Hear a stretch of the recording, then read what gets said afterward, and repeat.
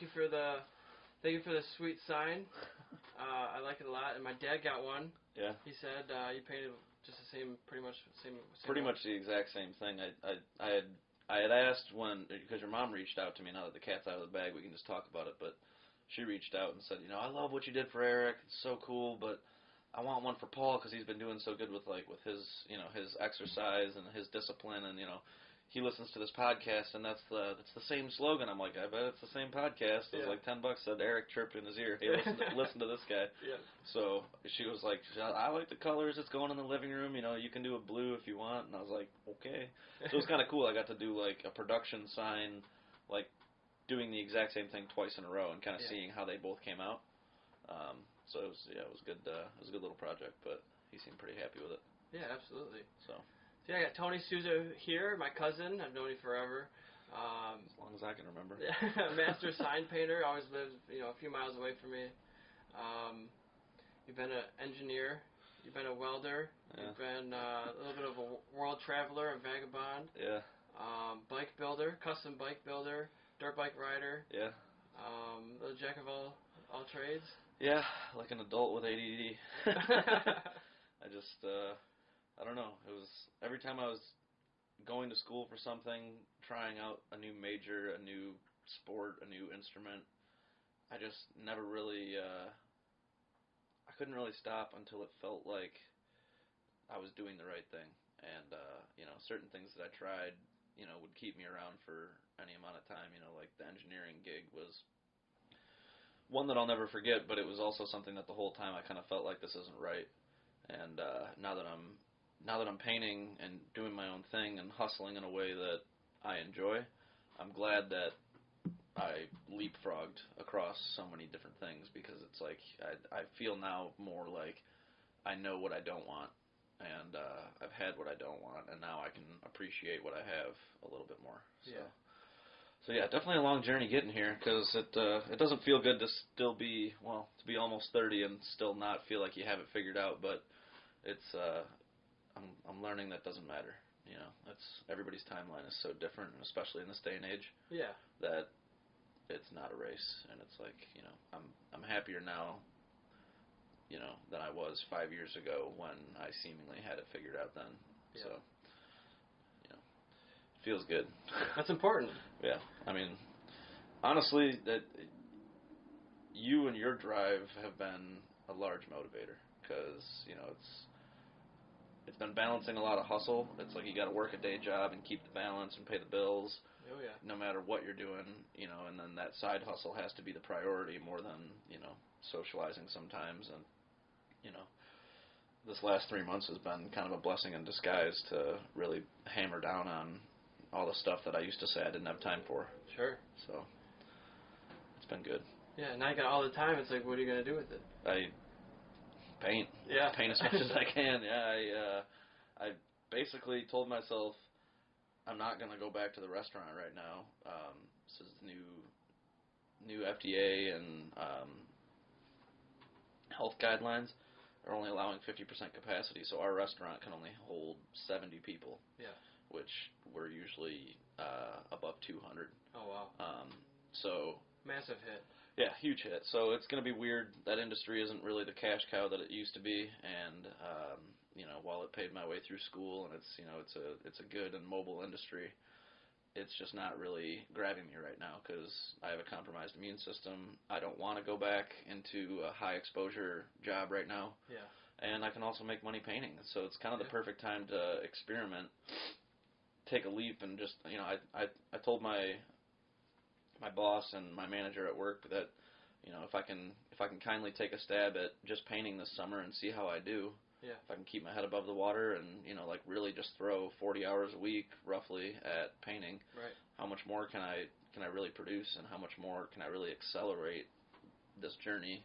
Yeah. When I don't have to give 35 hours a week to a restaurant to pay my bills, So yeah, the last 2 months I would say I've just been trying to tighten things up, get more organized, stay focused, and just kind of treat it like a day job. Just because I got laid off from one doesn't mean that I can't work somewhere else. Sure. Yeah. Put all the energy somewhere else that's productive. Yeah. Because I'll be the first to say for the first month or so of shutdown, I was treating every day like it was a Saturday. You know, Yeah. it was just kind of a natural reaction. I think a lot of people were in Yeah, the same boat. of But course. you know, I've tightened it up a little bit since then, and now I'm full. I'm back to work now to the point where I can't even get up north to my cabin. Yeah. And like do anything. You know, I have all this laundry list of stuff that I want to work on up there, and I can't get to it because I just, you know, I've got too much painting to do, which is like the best thing to complain about ever. Right. Like Your thing is taken off a little bit. It's starting to, yeah. And Father's Days are next weekend, and I've got a few people waiting on, you know, stuff that they want to give to their dads, and then I'm probably going to paint something for my own dad. So it's like, you know, it's there's always some deadline, but without deadlines, I don't do as well. So it's one of the worst things I ever told my boss when I was working at Ford was that I do well under pressure. And so he always kept his thumb pretty tightly on top of me because he knew that if he backed off, then I wasn't going to be the same. So I need to, you know, I tell people all the time, you know, when we discuss a project, you know, I'm like, when do you need it by?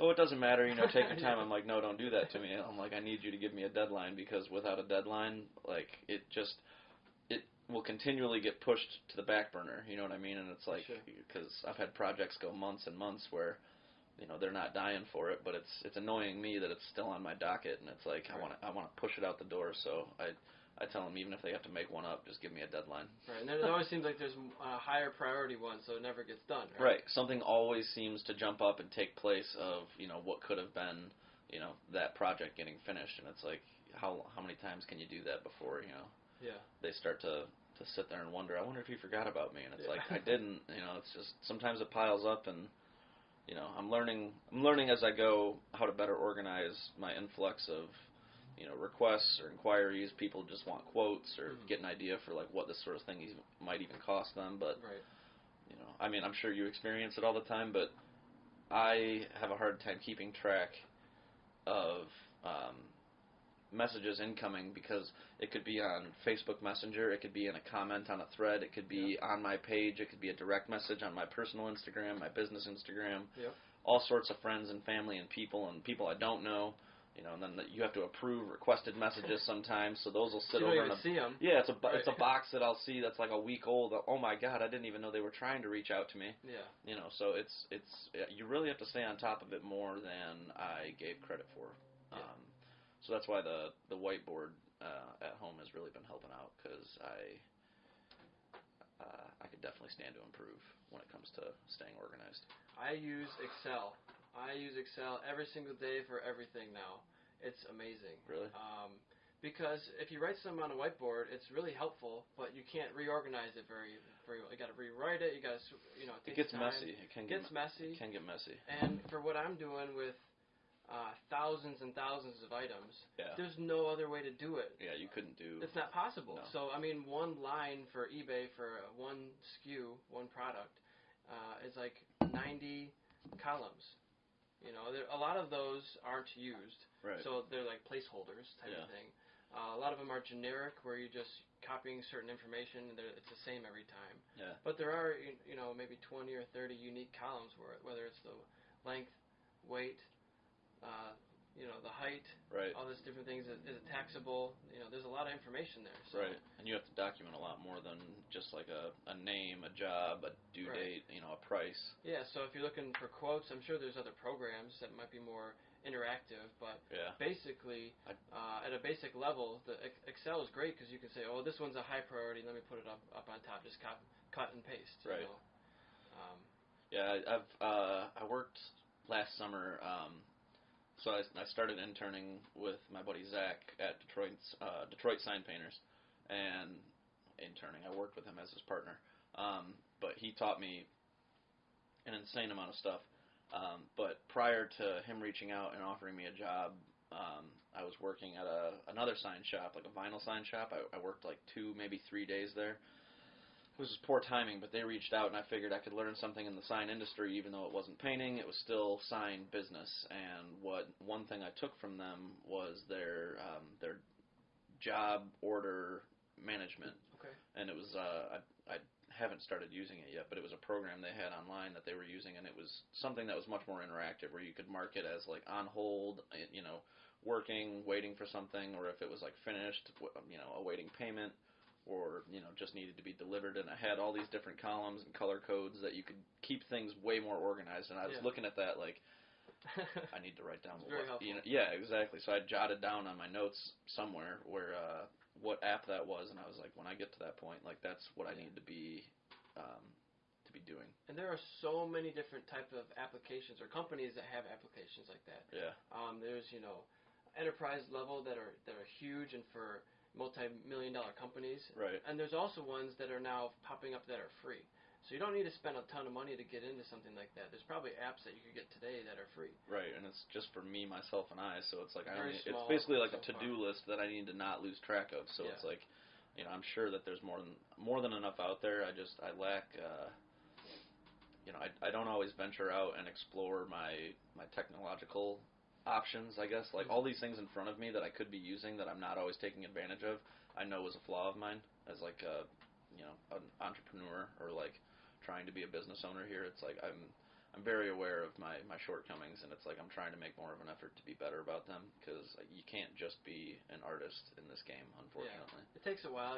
So many different things to look into. There's so many aspects of a business that you have to spend time Googling and just looking into. Yep. Yeah, I filed for an LLC last year and finally got that out of the way, and it was like, okay, well, that's cool. I feel like I finally did something that's stepping in the right direction. And it's legitimate. Yeah, exactly. And so now it's like this year I've been keeping books on, you know, every job that I've done, you know, and like income, expenses, receipts, you know, I'm like, I keep track of mileage, and, you know, eventually I'm saving right now, but when I do have a work van, you know, everything that I do in that will be written off, because, you know, it's just things like that my mom, owning her business, has been able to kind of pass down to me, and, you know, it's fortunate, you know, it's like nobody really wants to proudly speak about living with their parents, but I've been glad to be around my mom where I can just kind of ask her at point blank any day, you know, like, hey, I have this question about, you know, like, how do you do this, or how do you keep these things organized, or like, what do you do when you like come to this crossing as, you know, like a single business owner. Right. And she's got a lot of good advice. And then on top of that, she's like an amazing painter. So like when I have a question about, you know, what kind of paint should I use, or I'm painting inside of a house, or I'm doing, you know, an exterior finish, but it's got, you know, a latex base, can I use oil, or like stuff like that. She's just a wealth of knowledge and has just been, you know, doing her own thing for so long that it's been nice. Yeah. You know, so I can imagine it'd be very helpful just to have that resource there as a mentor. We talk shop like every day. Yeah. You know, it's like, and she's such an ADD go kind of person like me. We kind of fuel each other, and like the other day I left to go just like run an errand. I had like my keys in my hands, and I walked out into the garage, and she was out there working on something, and I just like stopped and like asked her something real quick, and then I think like an hour and 15 minutes went by before I realized like I haven't even left yet. You know, it was like I still have to go out and do stuff, and we've just been sitting here talking for over an hour. Yeah. But, you know, it's that sort of thing that you don't always have at your disposal, so it's like, you know, I'm always trying to, I guess, just be a sponge of sorts. Yeah. So, and she's got, you know, she's kind of the same. She just wants to share. And she's done so many different types of jobs. She does more of the full houses. Yeah. All kinds of rooms and ceilings. And she's done, I mean, they do all home interior painting and repair. So Interior Home Solutions, LLC, is her business name. They paint houses. They paint residential mostly. But it's anything from new construction to, you know, revamping an old condo. But they do incredible work, and it's her and her partner, Brenda, and then they work with contractors, and they seemingly have a really great team. Her interior designer, Noreen, actually has now gotten me 2 different jobs, because a client will ask my mom, you know, oh, you're a painter, you know, can you do, you know, a mural in my nursery, or like, can you do flowers above my kitchen sink, or something like that? And no, I can't, but my son is an artist, and he has his, you know, his own sign painting business. Yeah. You know, and they forward them to me, and it's actually worked out. So now it's like I'm like in an extension of their team. Yeah. That's not often is called upon, but it's cool to know that I'm an option like that for somebody. They're looking for something more technical, something more right. detailed. Yeah, and Noreen is an amazing interior designer, so she's always taking the lead on, we're using these colors, we need this kind of a feel for this project, you know. she basically gets me 60% of the way there, and then I just come in and have to, finish the job. But creatively. Right. So it's actually and they're all really professional, which is a very refreshing thing. Yeah. Because they're all business owning adults, and it's just like it's nice to be around that. As much as I love the restaurant, it is not quite the same. More amateurish? Yeah, a little bit. It can be. It's hard to like tune down your expectations after working in more professional settings and then coming back to a pretty rough around the edges type of environment like that, which, don't get me wrong, I thoroughly enjoy. Yeah. But you can't hold people as accountable when a lot of your coworkers are 19-year-old college students Sure. or people that know they won't be there for more than a couple of years, and it's not quite the same type of gig. So it's more temporary. Yeah, exactly. It's a disposable trade almost. It's like the turnover rate is incredibly high because it's a high paying but also highly taxing job. So right. Nobody really wants to be waiting tables or bartending forever. But it's been an amazing gig for me. I've done it for almost 10 years now, and it's always paid the bills and allowed me the freedom to make the sort of decisions that I have. Honestly, I wouldn't really have it any other way. Yeah. It's allowed me the flexibility of a part-time schedule. So I guess, I don't know, we're kind of just rambling here, but it's okay. One of the things that I quickly learned that I didn't like upon starting working at Ford was the rigidity of your vacation time that comes with a full-time job, which is expected, and everybody's probably rolling their eyes listening right now, but like 2 weeks evaporates, in almost no time, and it's like if you have one family vacation you take every year, you give 1 week to that, and then you have 5 vacation days to sprinkle across a 12-month period. Well, I think a lot of people, I have the same situation. I don't like that. I don't think that's a good thing. I know other people in other countries who get a month when they start as an entry-level position. Right, and I think it's an American standard that unfortunately is just kind of universal, and it's like across the board, almost anywhere you go, 2 weeks is what you get when you start. Stick around for a few years and we'll bump it up. Yeah, maybe we'll give you another week. I think after 3 years at Ford, I got 2.5 more days. But the fortunate thing about working there was they had an option at the time where you could buy 2 extra weeks. And so anytime that I got approved to do that, I would, because, to me, as a 24-year-old living with roommates and still having fun, right, I wanted every vacation day I could get, whether or not it was paid. Right. It was an unpaid time then? Technically, yeah, because you basically buy yourself the day off. So it's like you pay into it throughout the year. They take a little bit out of every paycheck, so that 2 week period you can technically still get paid while you're out of town, but it's money that you put in. Yeah. So it costs the price of a 2 week paycheck to get 2 weeks off. I gotcha. So it was cool though, because I didn't really care. I was like, I just want the free time. I don't care about the pay. I don't need the money as much as probably other people who have more expensive lifestyles, but. So yeah, I don't know. It was always something that once I came back to the restaurant upon leaving Ford, I was glad to be back because I didn't have to fret about, well, I took a 7-day vacation in March. I'm not sure if I can swing, a 12-day trip in September. Yeah. Now, in 2018 and 2019 even, my girlfriend and we took a 3-week trip out west, and it's just a matter of getting your shifts covered and then you're free to go. Right. And, making sure you're financially stable, but that's your own problem. Have enough money to last it. Right, and so it's cool in that regard, but it starts to wear on you as you get older because most of your friends will start to work day jobs, and now you're still working nights and weekends. Whereas when you're 21 and your friends had part-time jobs too, you're kind of all on the same messed up schedule. It's getting old now because my friends all hang out on Saturdays and weeknights, and I'm rarely around to be a part of it because I'm usually selling drinks and dinner. Yeah, for sure. So, it's like anything. It's, pros and cons. You take something away and you get something back, but it's been a good industry, and, I'm not running back to it right now because I don't think they're really going to be making much money, but, I also don't want to shave. You haven't shaved since the last shift? I've been boycotting. I've been trimming my mustache a little bit. It gets annoying when it curls around your lip. Yeah. But you don't do the yeah. twist in the sides? I thought about looking for some wax just because, like, why not? Who cares? I guess I'm trying to sell myself as an artist now, so. It's part of the gig, right? Yeah, you have to look eccentric, otherwise nobody will believe you. So, yeah, I told myself after my last shift, I'm not going to shave and I'm not going to get a haircut until I go back to the restaurant. And it's been over 3 months now. And, nice. Well, actually, about March? 3 months on the dot. It was March 15th. March 15th for Michigan. Yeah, it was my last shift. I worked that Sunday night when she gave the press conference. And I was standing at the end of the bar watching the TV, like, making drinks really slowly, just call it, you know. And, so you're hoping for it? I was hoping for it, and only selfishly, because I know a lot of people in that industry don't have, well, at least a lot of my coworkers very openly voiced that they didn't have a lot of money saved behind them. You know, it's like you're paying your way through school, you live week to week, you know, you pay rent, you get food, you go to class, you work in a restaurant. You get paid every Friday, right? Is that correct? Every restaurant's different. So we got to take cash home every day, so you get paid every day you work. Yeah. But I never get a paycheck. So, you know, you make $3 an hour, and they have to tax you on all your sales throughout the week. So by the end of the week, they need more money from you because I sold, you know, say like $7,000 worth of food this week.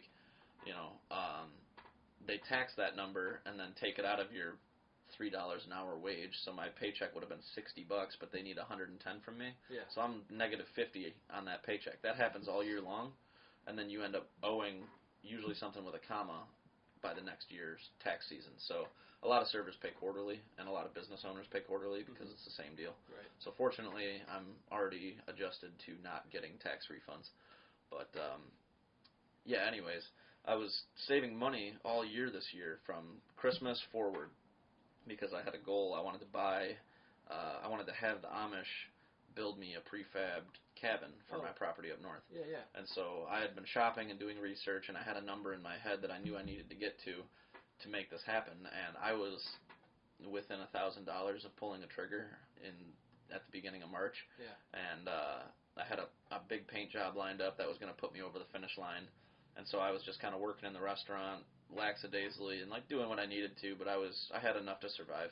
And so when that came up as an option, and I heard Illinois shut down all bars and restaurants, and I was like, I could be okay with that, you know, like a couple, because I thought a couple weeks, you know, maybe shut it down for a couple weeks. We'll be back in April, you know, and so I was like, I got money behind me, I'll be okay. So I was kind of jumping up and down, like, you know, call it, and all my coworkers were like, if they call it, I'm not going to be able to pay rent. And I was like, ooh, you should have saved better. Yeah. You know, but a very good lesson, and you never know what's going to happen in this world and in this life. And, like, I've never been somebody to save money unless I'm saving up for a material something. For a purchase? Yeah, exactly. So fortunately, I had to use that savings that I was planning on using for a cabin to keep my head afloat. But, you know, I was just fortunate enough and grateful enough that I had even that, you know, because before we all knew that unemployment was going to be, you know, good enough to pretty much keep us okay. I was kind of panicking too. I was mostly just upset. I'd been eyes on the prize with this cabin all year, and then now all taken of that away from you. It was kind of ripped out from underneath me. You know, while I was grateful to have time off, I was also kind of upset because now it just derailed my whole year. Yeah. And you know, I'm sure every time I complain about this, I always feel bad because I know a lot of people had like graduations and marriages and like much bigger plans. Yeah, bigger stuff that got derailed this year. But it was just, this is my perspective, so it was you know, it was kind of bothering me. So I figured if I'm not going to be able to buy the cabin, I have all this free time. I went up north for, I would say probably 80 to 85% of the shutdown. That's awesome. It was great. It was kind of the best silver lining that could have been put on this whole situation because I love being up there.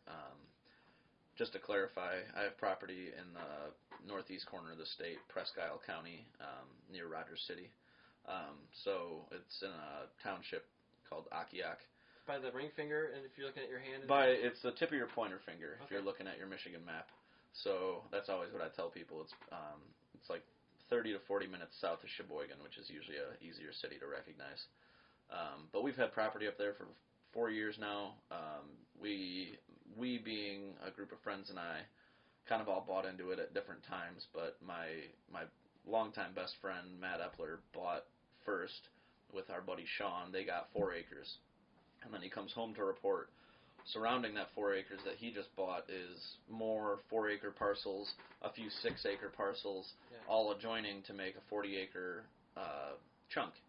and it's all surrounded by state land. So you have no neighbors. Yeah. There's options for all of your friends to buy their own little piece, kind of carve it out and do what you will with it. And so we all kind of talked to each other and decided, like, yeah, let's do it. So Joe bought one, me and TJ bought one, Nick and Brent bought another one.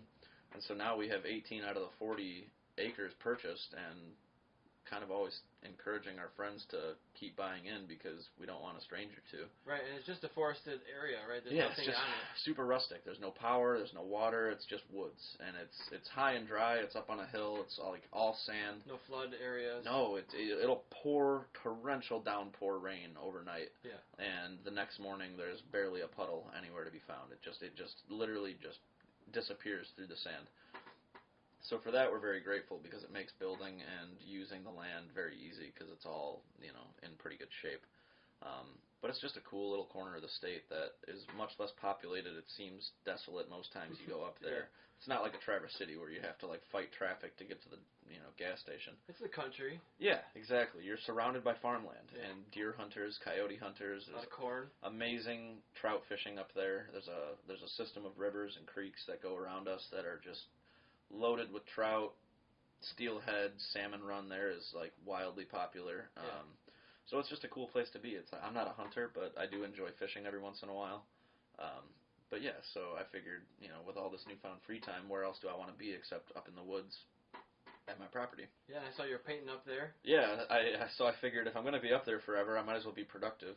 So I brought my paint kit with me and a small list of jobs, and I kind of figured I've had this stack of books about sign painting, all these how-tos and these things that old-timers tell me, this book is the Bible if you're going to be a sign painter. And so I'm like, okay, but I never get around to reading it because blah, blah, blah. There's so many. Tony never has time, It's like I'm the busiest guy in the world, never have time to do anything. So I figured you have no excuse now. Bring your books, bring your paint, get a nice little fire going, and, because I had a little hunting shack, a little 10 by 10 that I had built while I was trying to set up for the actual cabin.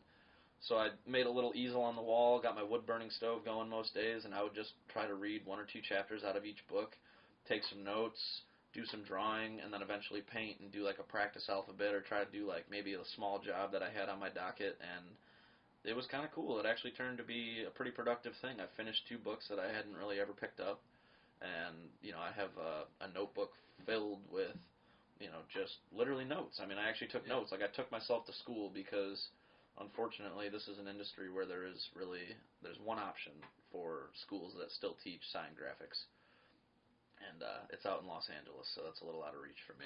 Right.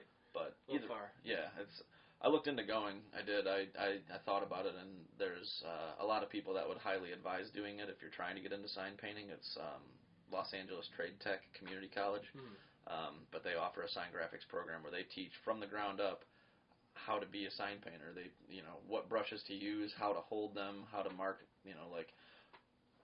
a good alphabet, and you just from day one until being a professional, they can guide you in a 2-year program. Yeah.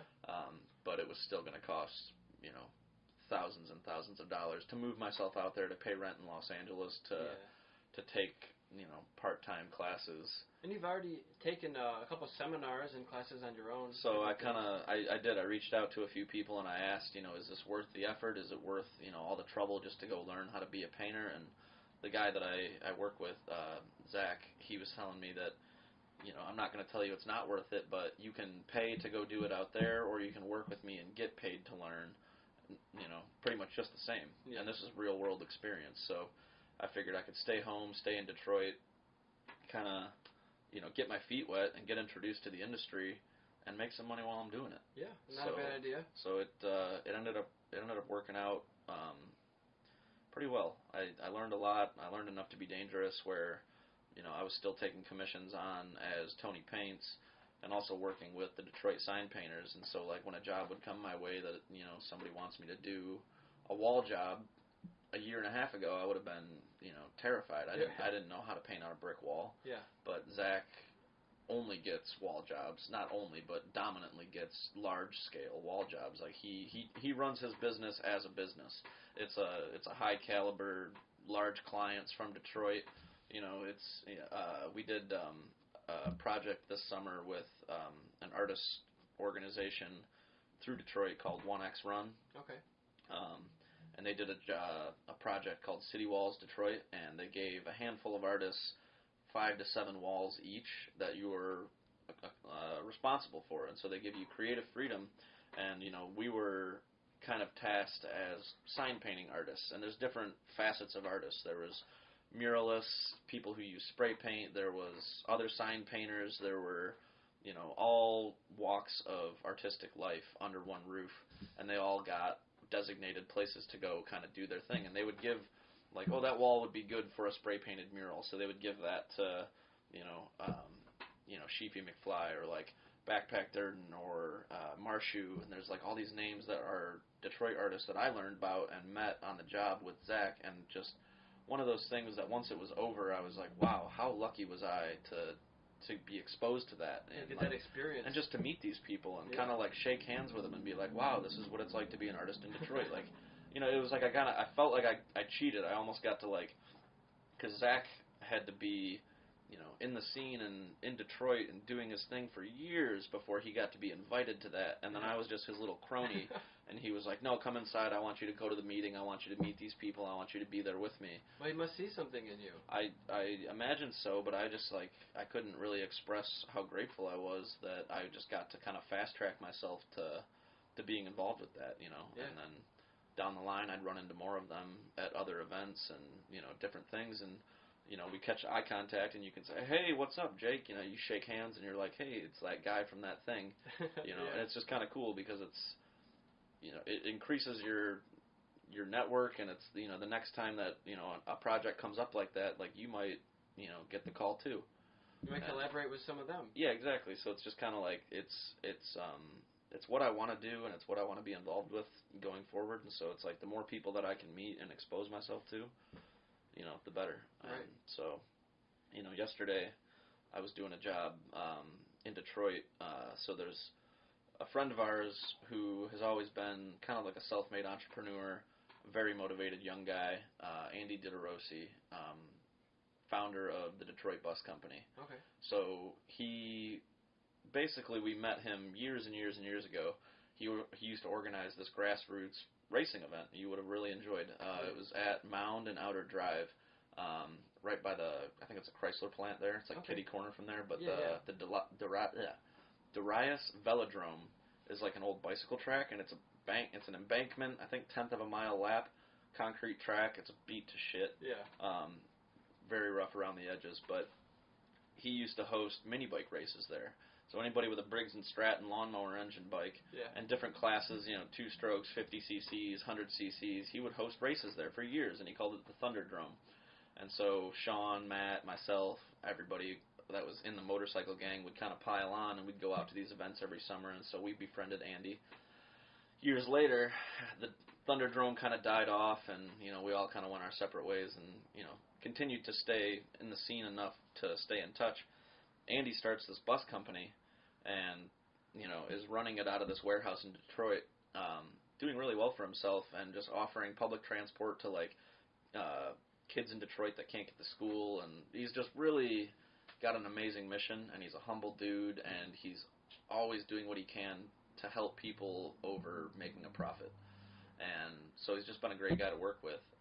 And last year he reached out and had me help him paint a bus, which was one of my first big jobs that I got to do for somebody that has like a business. And that was really exciting, but I told him, I do lettering and sign work primarily, so if you ever need signs down the road, let me know. Mm-hmm. So 4 days ago I got the call, hey, I turned my, I already knew this because of social media, but he turned his whole bus warehouse into a hand sanitizer production line. Oh, wow. Yeah, so he got all this food-grade stuff. He bought a tanker. He got, like, this whole assembly line, and now he's making his own branded hand sanitizer, and he's making, shipping, and selling to people in and outside of Detroit, all over the place. And it's really awesome what he's done just to adapt on the fly. And that quickly, yeah. Wasted no time. And so, I've been watching and just, like, in awe of how impressive his business motive is. And either way, he reached out a couple days ago, hey, you still doing sign work? Oh, yeah, totally. Well, we're going to Eastern Market, this weekend to set up a stand and sell hand sanitizer. He's like, I'd like you to do a couple sandwich boards for me. Yeah, I saw pictures of those. Yeah, I just posted them last night. On my story. I haven't quite made an official post yet because he took some photos with a nice camera. I'm waiting for him to send over, but it was really cool to be a part of. It was the most business-oriented job that I've had in a while, where it was like, I need you to make a sign so that I can sell something, instead of like, I want a piece for my man cave, or like, I want to hang something in my room. Right. I love those jobs, but after a while, when you're just painting panels in your basement, it gets to the point where it's like, I want to go and like label a grocery store and like do a bunch of menus, or like do a window front, or do a truck door, or like do something that feels more businessy, where I'm being a sign painter for someone who needs a sign. Well, so you do both. You do I can do the artistic. The B2C, business to consumer, and business to business. Yeah, exactly. Yeah, that's terminology that I've never even heard before, but you're totally correct. It's it's somebody who needs to sell something on the street, or also somebody who needs to label, organize, and keep aware if it is business to business. Because I was more under the impression that I was going to be coming in and helping him kind of paint labels and set things up for his warehouse. And then it turned out that he's like, no, this is going to be like a menu in front of our stand, and also like a double-sided sandwich sign saying like hand sanitizer, big arrow, pointing over here to direct people in the market towards our stand. Right. But it was still cool because it's like, this is where I get to apply all of those lessons that I've learned. It has to be impactful, easy to read, good contrast, legible, attractive, and not overdone. Yeah. And so it was kind of fun. He told me mostly I want the color red, and I need this text in this order, and then the rest was up to me to lay it out. And I'm pretty pleased with the way it came out. It looked very nice. It looked very professional. I couldn't see any mistakes or criticisms. If you would have been there with me, I would have pointed out plenty. But it's well, yeah, you're like in doing this, there's always going to be mistakes, but you want it to be human, right? If it's too perfect, you're like, well, did a computer draw that? If you have to stand there and say, is that paint or a sticker? It's like, what's the point, And, a lot of people have said that. Like, if you want it perfect, just print a vinyl sticker. If you want the genuine hands-on feel of a handcrafted human product, then paint it. So that's something that a lot of people have said is, it doesn't need to be perfect because it's a hand-painted sign. And there's this mantra among sign painters that is, basically, it helps the guy who's kicking himself because he can't get that letter A to look perfect next to the rest of them. Because you could work yourself to death trying to hand paint a perfect letter, and especially if you're an OCD kind of guy like myself, and if you're an artist is always critical of himself or herself, probably more than they should be. And so they told me this early on, and I can't remember, it was probably Zach that I reached out to and was like complaining about something, and he's like, don't you know the motto? And I was like, well, what's the motto? And he goes, it's IOAFS, and that stands for, it's only a fucking sign. Yeah.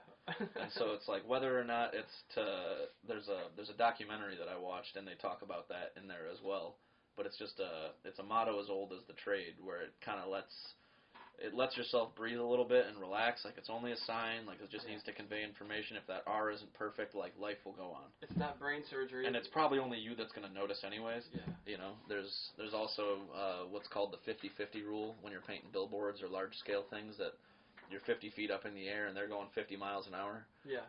How much are they going to see? Well, right. So if that O's not perfect, who the hell's going to know except you? Right.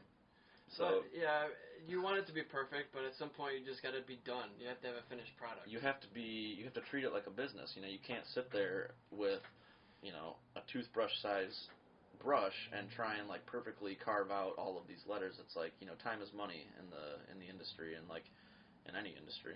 But you also want to deliver a good product, so you have to find that balance of not being sloppy because it's only a sign. It's like, no, you want to be good. You want to be clean and sharp and concise, but you also don't want to, waste your entire workday on what could have been 3 signs, but you only finished 1 because you were being a nitpicking OCD perfectionist. Yeah. So there's a line there. Right. So it's learning to to just move on to the next one and forget about it, and also holding yourself to a standard. So it's I feel like I'm happy with where I'm at. I wish I was faster, but that'll come with time. What aspects of like the actual brush strokes, or like finding your paints? Or? I think that I'm slow. I'm a little bit slow when it's actually brush strokes, as far as like laying the paint down, because I'm just not as, you have to load your brush up and make sure that the paint isn't, because the paint out of a can that we use, like this high gloss paint, it's an oil-based enamel. The company that's been doing it the longest is a brand called One Shot, little yellow cans. A lot of pinstripers use it when they do like hot rod paint. And then it's a paint that came about as a sign painter's paint. So it's high gloss, UV protected, outdoor, durable, so you don't have to clear coat when you're done. You can just paint on metal, wood, plastic, glass, whatever. Okay. And it's strong enough that it will hold up to the elements for a certain amount of time. All paint will fade, but it's a good quality of paint that really does the job, and so that's pretty much what everybody uses. There's a new guy now in Detroit, James Kwiatkowski. His company is called Alpha 6 Corporation. He produces and sells his own line of paint that now competes with One Shot, and it's a great product too. It's actually the hat that I'm wearing is Alpha Enamel, is what he calls it. Cool. But Zach and I use his product on a lot of jobs, and it's just kind of cool to be in Detroit and to say that I painted this sign with my Detroit native hands on a wall in the city with paint by a guy who lives here too, so it's like very local. Right, it's cool. It's just like it's like hell yeah, like we're Michigan. Yeah, exactly. We're stimulating, our own circle, full circle. So that's the kind of paint that you use, but you have to make sure when it comes out of the can or the bottle, it's very thick. It's like syrup. Yeah. So you add a little bit of like mineral spirits or a reducer, and it thins it out, makes it flow better. But if you add too much, it'll start dripping. It gets watery and drippy and doesn't cover, and you'll have streaks and lines. And so you're painting this one it's flat, I would assume. Yeah, a lot of stuff that I do, I actually put up on my easel, so I'll paint it in this position, really. Okay, so it doesn't drip. I don't see any. No, so that's the thing is like you have to, because a lot of times you don't get the luxury of turning that window shop. The shop window front, you can't tip that sideways and paint down, over the top of it so you don't get runs or whatever. So they say it's best to practice in an upright position, so that's what I've been trying to do. And you do learn, over time how to make your paint the right consistency. And, there's no set formula. A lot of people will ask me, like newcomers, saying, like, how do you mix your paint? How much reducer do you use? And it's different probably every time. You got to learn the feel. Different colors react differently. It's like cooking. I think black tacks up a lot faster than other colors will, and it's harder to use. But there's no way that you can shortcut learning that without just doing it. A lot of times I'd be like, how do you get your letters to look so crisp, or how do you get that nice like twist at like that finish at that terminal of your stroke? And it's like you want the shortcut answer that I'll just start doing that. It's like, no, it's practice. It's thousands and thousands of brush strokes, and it's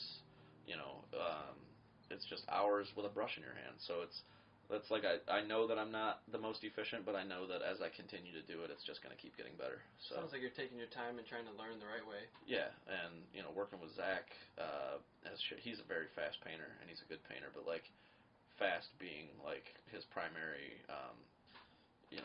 forte, I would say. Like I'll be painting next to him, and I am definitely a beginner, but we're sitting on the wall together, and like he'll go over there with his color and start his corner, and I'll come over here and do mine, and I'm looking over and kind of peeking and seeing where he's at, and he is flying. Yeah. And so but it motivates me. It's like when I played hockey for a little while as a youth, and I remember I played up and did a season with a travel team, and my dad was saying, even if you feel like you're not going to keep up with these guys, it will force you to learn how to keep up because you will have to, and then you will come out as a much better player because of it. And it's kind of the same theory when you're painting around people who are faster and better than you.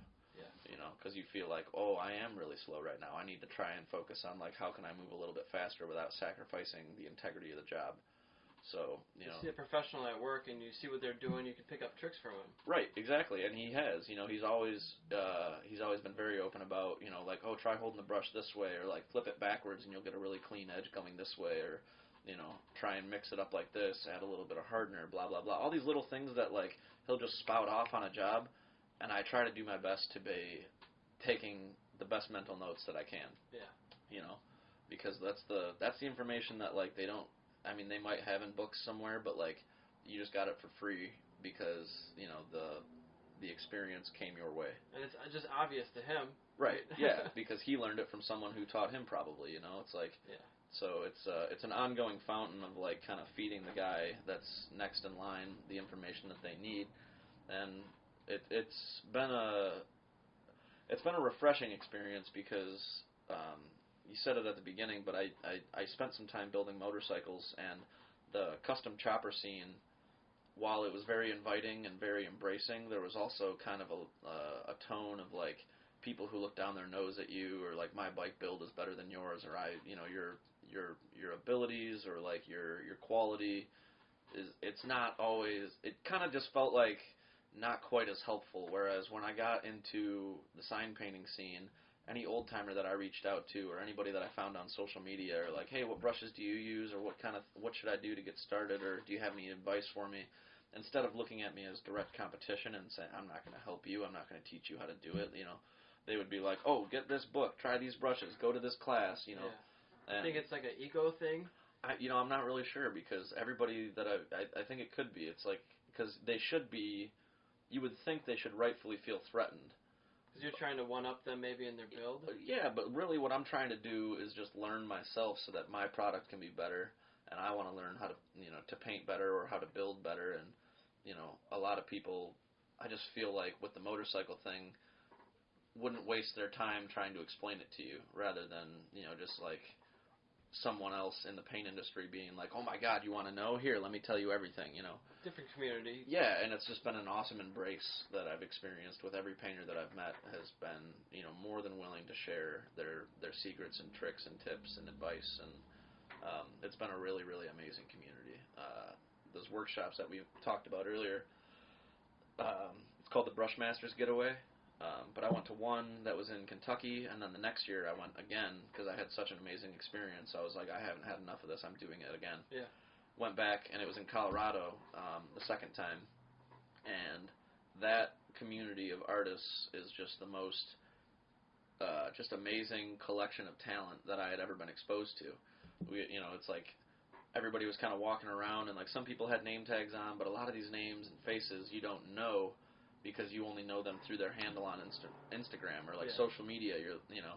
I got talking with so many people multiple times through those weekends, and I would, have a 10, 20-minute conversation, and at the end of it, what was your name? Oh, I'm Dave. I'm on Instagram as City Slicker Pinstriping, and I'm like, holy shit, you're City Slicker Pinstriping? I've been following you for 6 months, and it's just kind of cool because they're just people. It's a small world, man. And it's like they're more than excited to talk to you about your journey, instead of just beating you over the head with, look at everything I've done. It's like, I didn't even know that you were a pinstriper until the end of this conversation. Yeah. They're humble. Yeah, exactly. And so I just have been enthralled with the dynamic that comes with the community of painters. It's been a really awesome experience. So I try to do the same. Anytime someone reaches out, I just, show as much hospitality and share as much information as I can.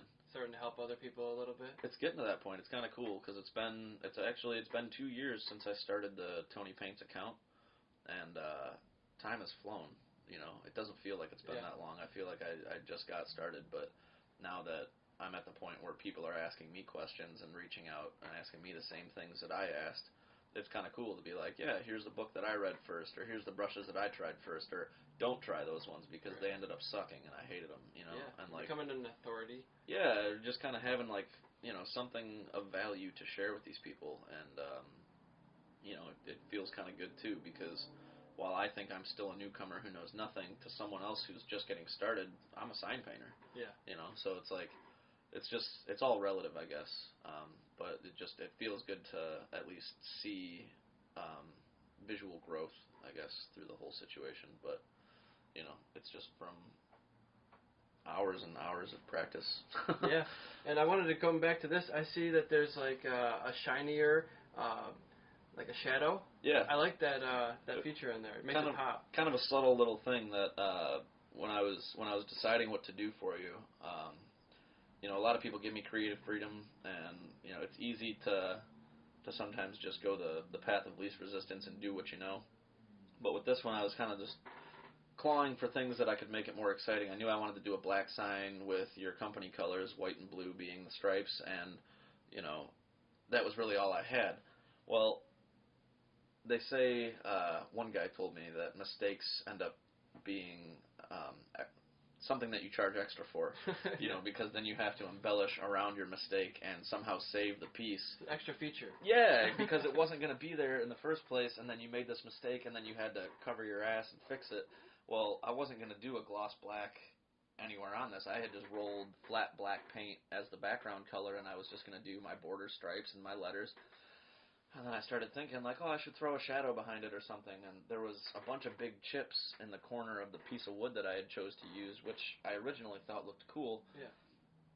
And then I decided, well, maybe I should do like a gloss black border, because the gloss will kind of mask some of the texture flaws, around the edges. And also when if the panel isn't like a perfectly straight cut, if you add, this dark black border, it can kind of disguise some of that. And so that was initially my thought, and then I was like, well, I should add a gloss black shadow on a flat black background. Yeah. And that would kind of pop and look cool, but it would be not super obvious. You'd you'd have to be studying the piece for a second. Look at it for a second, yeah. And then see, oh my God, there's a shadow on there, and then you kind of appreciate, like, some intricacies. Yeah, so it was just kind of like a fun thing that I felt like trying, and it turned out pretty cool. So I did the same thing on your dad's too. I even see over here in gloss, Tony Paints 20. Yeah. I like that. It's like a hidden feature. Right. It's another thing that I get barked at a lot by my friends. If I do a piece for them, very often I'll give it to them. Here's your finished product. Thanks so much. I appreciate it.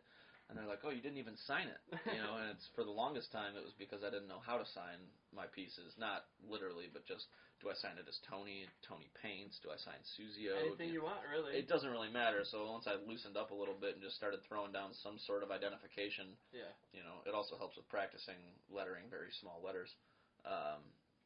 It just kind of got fun. I started to think about, like, well, where can I hide my signature on, like, this piece or this piece? And so, like, it's just kind of something that I enjoy, is putting little Easter eggs in there. Yeah. And, if and when people eventually notice, it's just something that I kind of find humorous. But this one was a pretty easy decision to make. Once I was doing the shadow, I'm like, I'm totally signing this in gloss black. Oh, yeah, well, I love the hidden features in art, because at Barber Motorsports Park, it's one of the coolest tracks in the country, and they have a Vintage Days, I think. Yep, they do. It's huge, and they have probably 20 or 30 different major art pieces hidden all around the track. Really? There's like an animal on top of the scoring tower with all the numbers and all that. There's like a massive spider in turn 5 or so, Charlotte's Web. There's all kinds of different stuff. There's a lady in the lake. That's so cool. Yeah, it's very unique. So when you see stuff like that, you're like, oh, there must be more. Right? Yeah, so exactly. It just kind of encourages you to, like, kind of slow down and, like, study what you're looking at for a second, Yeah. Because at a passing glance, you would just see white letters on a black background. See that, yeah. And it's just kind of fun to show, like, I don't know, just little features and things about it, but. Yeah, and it seems like you do a little bit of everything. You do the murals, the walls, the bricks. You do the shippable signs. Yeah, a little bit of everything. I kind of try to keep right now, as a young startup, it's easy to just say yes to everything and kind of learn what I do and don't want to do again. There's certain things that I really enjoy, and then other things that I'm like, oh, I hope I don't get a job like that again. But for the most part, I'm just kind of trying to take on everything that comes my way and just teach myself as much as possible.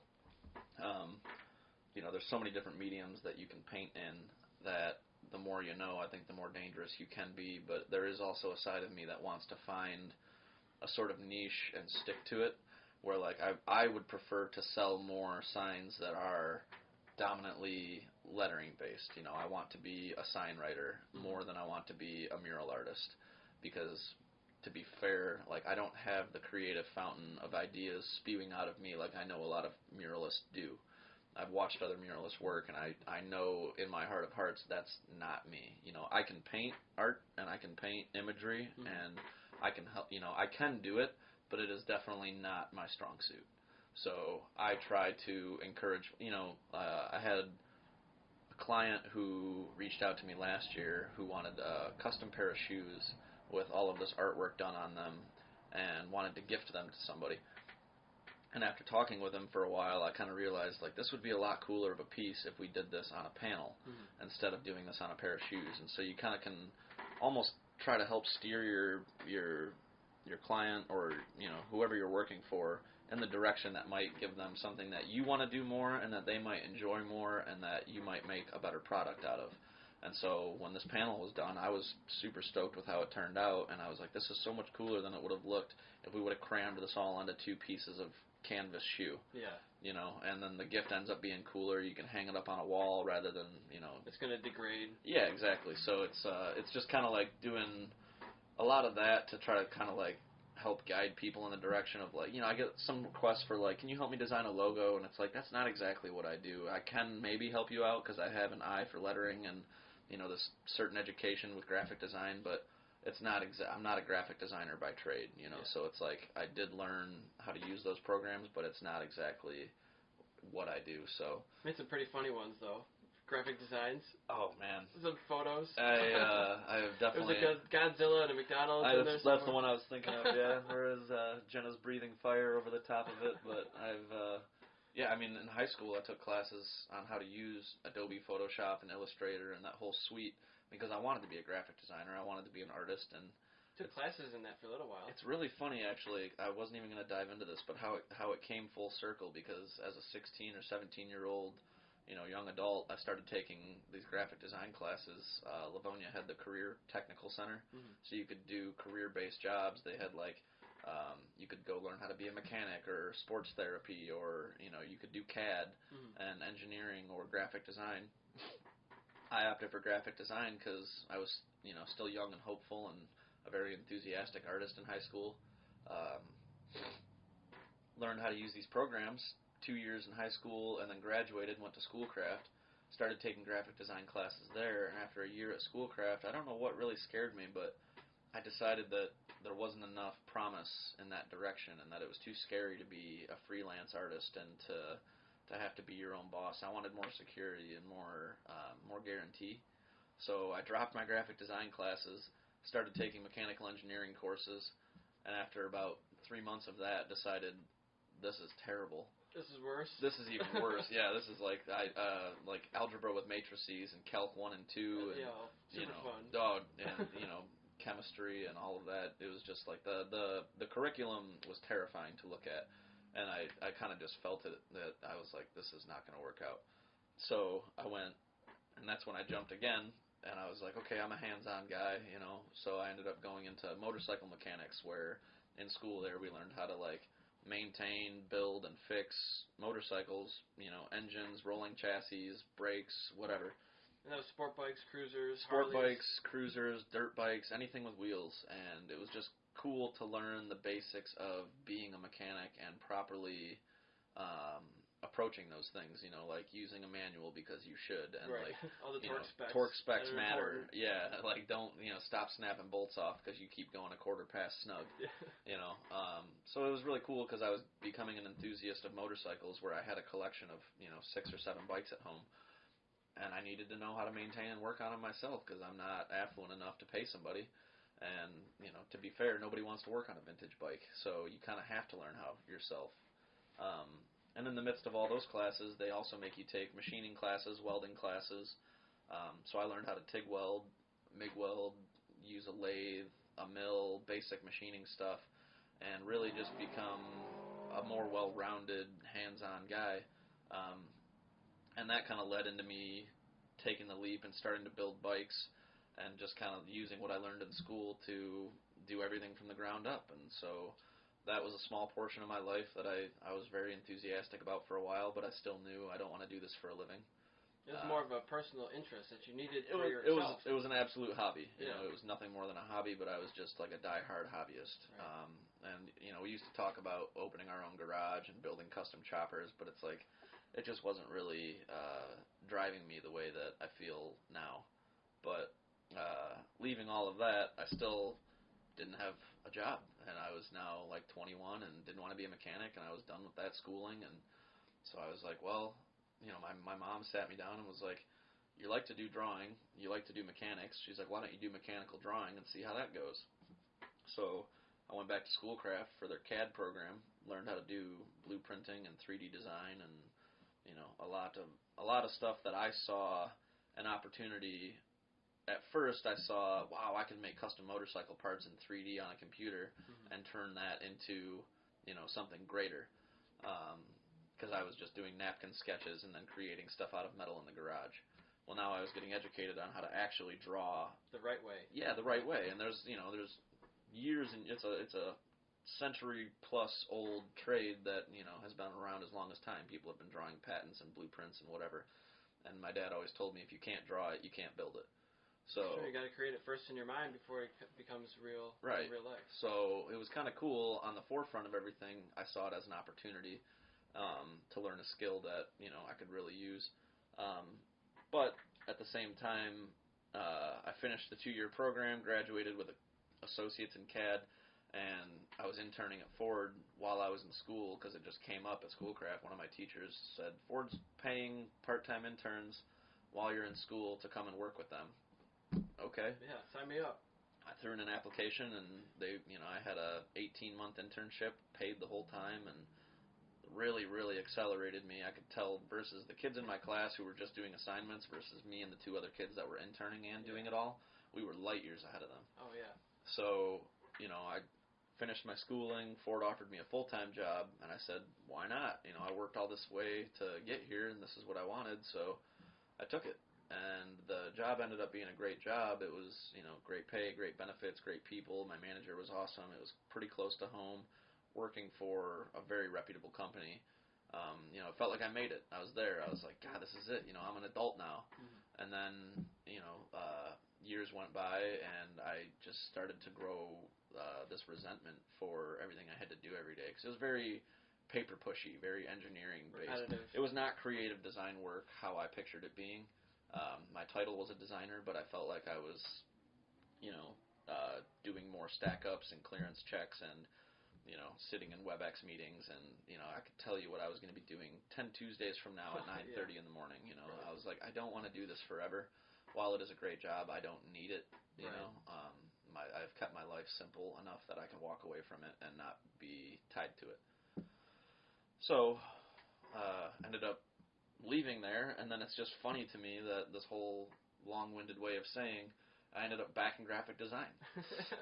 Now I'm back on my computer 10 years later, still using the same Adobe suite that I was using in high school. Yeah. And it's now benefiting me that I took that leap and spent 3 years learning that stuff, because I'm now using that at home when I'm on my computer laying out a new sign. I can proficiently work my way through this software that heavily aids me in this now journey. So is that how you get all your spacing for all this stuff? I do. I usually I'll create a canvas on Photoshop, and it's just easiest for me to do it this way, because then I can get a scale drawing immediately. Because you can sketch all day long, but you don't know if you just draw a rectangle on a piece of paper and there's no grid, where's your center? Is this all to scale? Is this really going to fit? Because I know I have a 38-inch by 5.5-inch panel, but how big do I need to make the letters to allow room for my pinstripe border and the shadow, and make sure that, this word has 3 I's in it. Even though it's 10 characters, it's still shorter than a 7-character word with big characters. Yep. So it's shit like that you don't think about. You don't think about it until you're halfway through the sign and you're running out of room. So you only have one piece of wood to work with. Right. Whatever. So I usually I'll sketch up. I'll do a Photoshop, just like a quick draft, just to kind of get the layout in my head. And then I'll make a pattern, usually by hand. Like this one I drew all by hand, just with a wax pencil. I sketched this right onto the board. Yeah. And didn't even make a pattern for it, which was a mistake. Because then, after I made this one, their request for a second one came up, and I was like, if I would have made a pattern, this would have taken me an hour. And then the next one would be easier and easier. Even easier. Yeah. But I didn't anticipate this would be anything but a one-off sign. Yeah. So I just drew it all on freehand. Now after this, you're going to get one request a week for it. Right? Yeah, I know. Right. So people are going to see this one and go, I want one of those. Yeah. And then I'm going to make a pattern. So, it's lessons learned along the way. But, yeah, it's usually it starts in, like, a digital format, and then I just kind of, one step at a time, transfer it to, whatever the medium is. Right. But I've also done stuff totally freehand that, it's kind of, it's more fun that way because it's a more organic feel. It's like, I brought rigid. Yeah, I brought some pieces from home. I wanted to have more, but, Yeah, make sure you show it to this one right here. Always too busy. But, so at one of the Brushmasters Getaway workshops, this is our motto here. And this one too. This is still recording. But this is the IOAFS. Oh yeah. So this is a lot of workshops that you take. This is kind of what you'll end up painting. Like it's a very typical piece that comes out of like these instructional weekends. Looks pretty 3D. Yeah. So this is a beveled letter, which gives it that multi-dimensional look, and then it also has a block shadow, which is the yellow. Like makes it look like a block letter, and then it also has a cast shadow, which is the darker red that you see in the background here. But each one kind of has its own, approach to creating the effect properly. So that's why this was just a good instructional piece, because you learn a lot just from doing 5 letters. Yeah. So I see the shadows are like different angles. Right, so it's like, theoretically, this is like a wooden block letter sitting on a table, and the light over here is creating this shadow, so that's why you have a darker yellow underneath. The light hits that, you get your brighter yellow, and then your dark shadow kind of reflects the light all coming from the same angle. So those consistencies are kind of what sets a good sign apart from something that can be an eyesore. More amateur. Right, whereas if my cast shadow was over here, but all my bright colors were on this side, it'd be like, well, where's the sun? Yeah, it's like confusing. You don't want to confuse them. You don't buy into it quite as well. It doesn't look, like everything you want it to. Yeah. But this one was created with like a mechanical pattern. It was like a printed piece on paper that you transfer the pattern with like carbon paper, or you can also pounce it with chalk. Did you print them out with a printer? I print, yeah. So my process at home is like I would print this. I would print the letters, and like I only have like a regular printer. I don't have a plotter that can put out large pieces yet, but I'll just 1, 2, maybe 3 sheets, and then snip, tape, put it all together, and then once I have my pattern of all 5 letters, then I'll go over and I'll perforate the paper, so I'll kind of punch tiny little holes through it along the edges of all of my letters, right? So then you tape the paper down, and you hit it with charcoal or chalk, and they call that pouncing. So then when you peel the paper back, all you have is the chalk that went through your holes, and now you have your outline. I see. So that's essentially how you transfer your images. So like when people see, like these letters, it's like they're always like, oh my God, you did that by hand? And it's like, yeah, but after very calculated drawing and like very, much.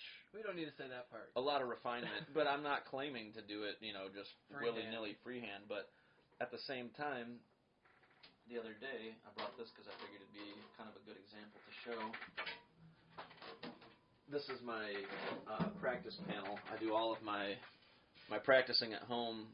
I try to do an alphabet a day. Okay. So there's probably 300 layers of paint on this piece. I was going to ask how many layers are there. It's like you can feel the texture. Oh, wow. And it's just like there's hundreds of alphabets of That's letters pretty cool, man. on this piece of glass. And a lot of effort there. Yeah, so this is something that I kind of just, it's very loose. It's very, like at the end of a day, if I feel like I need to just like blow off some steam because I had a frustrating job or whatever, then I'll just put down like a who gives a shit alphabet.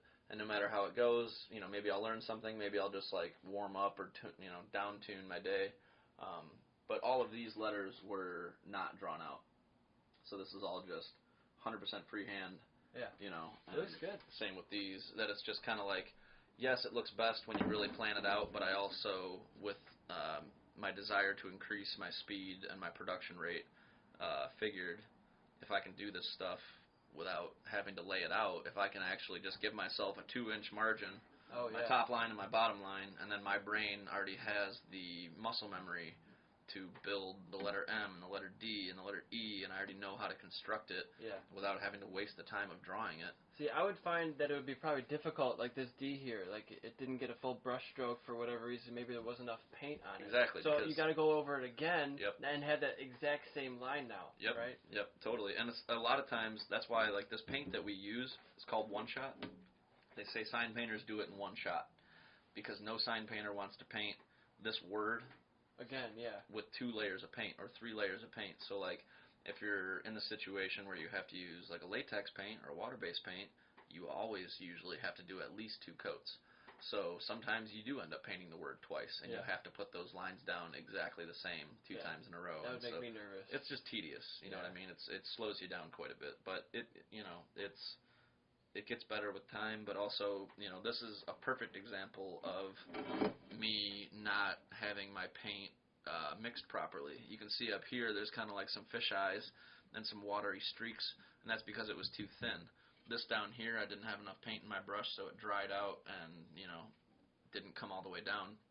And one of the guys that taught me calls these holidays. Oh, yeah? Because it's paint took some time off. But it's just a funny little terminology. But, yeah, so this is just something that I keep around, and then whenever I feel like I need to, try something new or just kind of see how I can do. Like I did all these block letters without laying anything out. Yeah. And I'm pretty happy with the way they turned out compared to like what I spent time, making sure was like 100% proper. These are pretty good by comparison. So.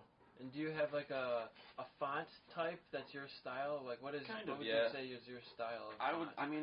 They basically, what everybody has kind of told me is that you can be a sign painter by learning and using like 5 basic fonts. You want to have a casual font, which is this whippy, slanted, fun, informal kind of lettering that you see here. You need to have it. I'm glad I brought this. You need to have a block letter, which is what we have here. It's like all the strokes are the same width, or weight rather. So a casual, a block. You want to learn a script to do loopy cursive letters.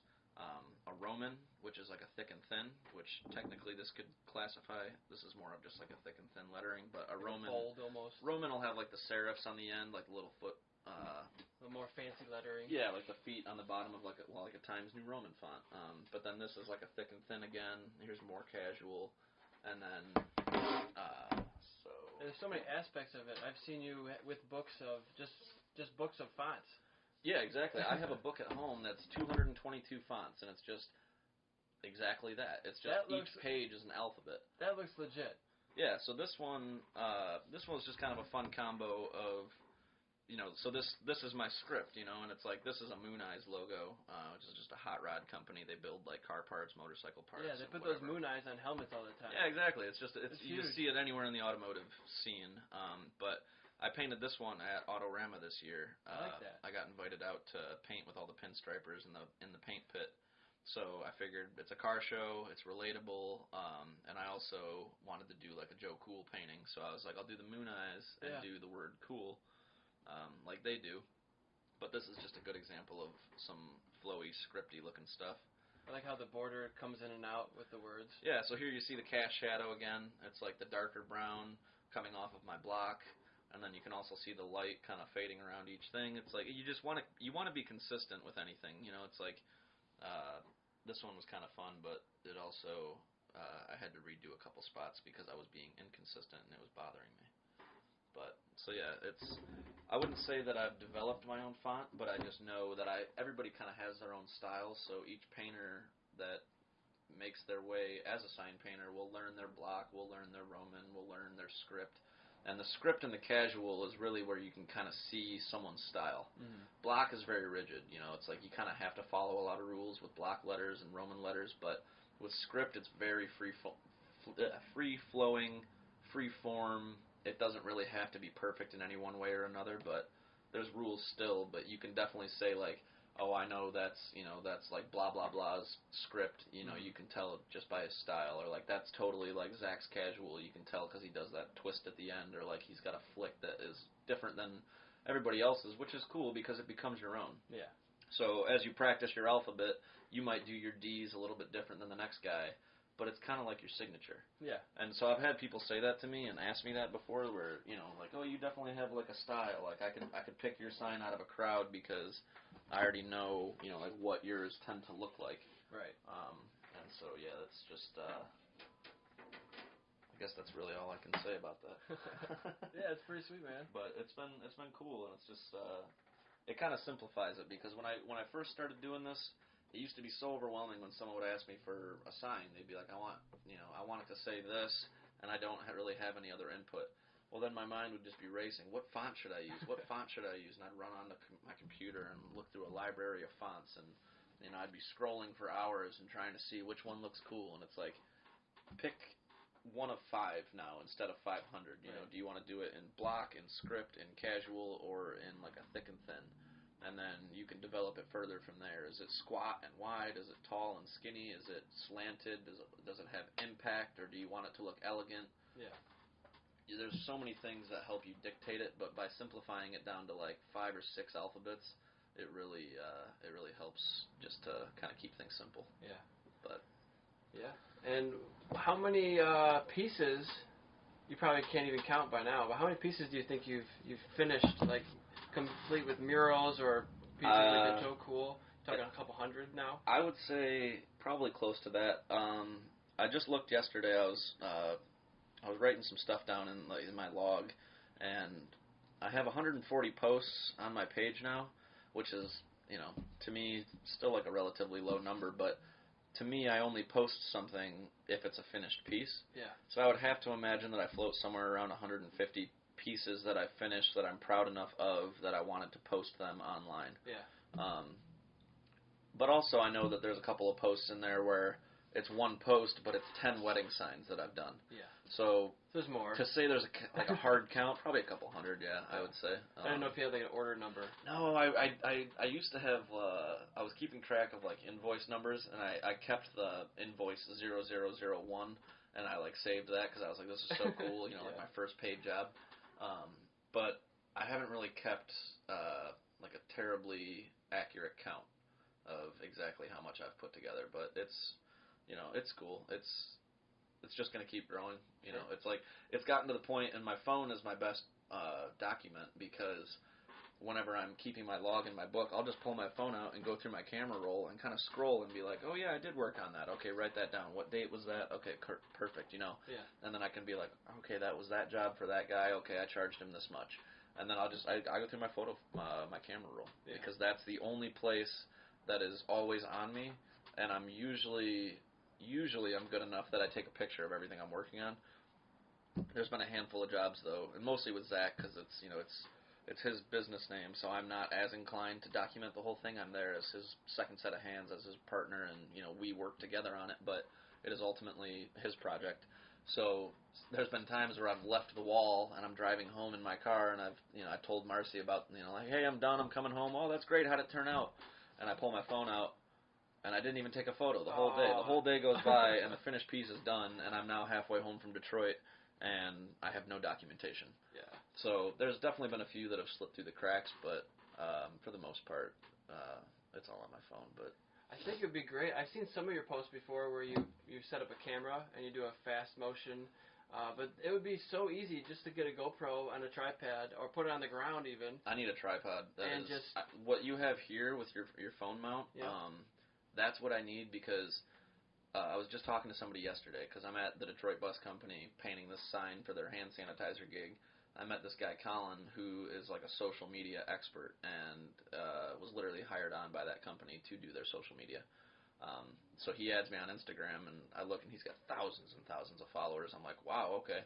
And so he was just like, you know, a little tidbit of advice. If I was you and this was my gig, he's like, I would have started this workday by setting up my phone and doing a time lapse or like a live feed of me painting this thing the whole day. Yep. Just go an extra step to stay interactive with your followers, or like with your online presence. Yeah. You know, make it more something that they can tune into, rather than just hoping you post a finished product this week. Yeah. You know, so it's like, even if you're not done with a job, you can still set up a camera, do a time lapse, sure, or do a live feed where like people can ask questions while you're painting. Yeah. You know, he's like, that's the sort of thing that if you stay better about, you will gain more traction. You will just continue to grow.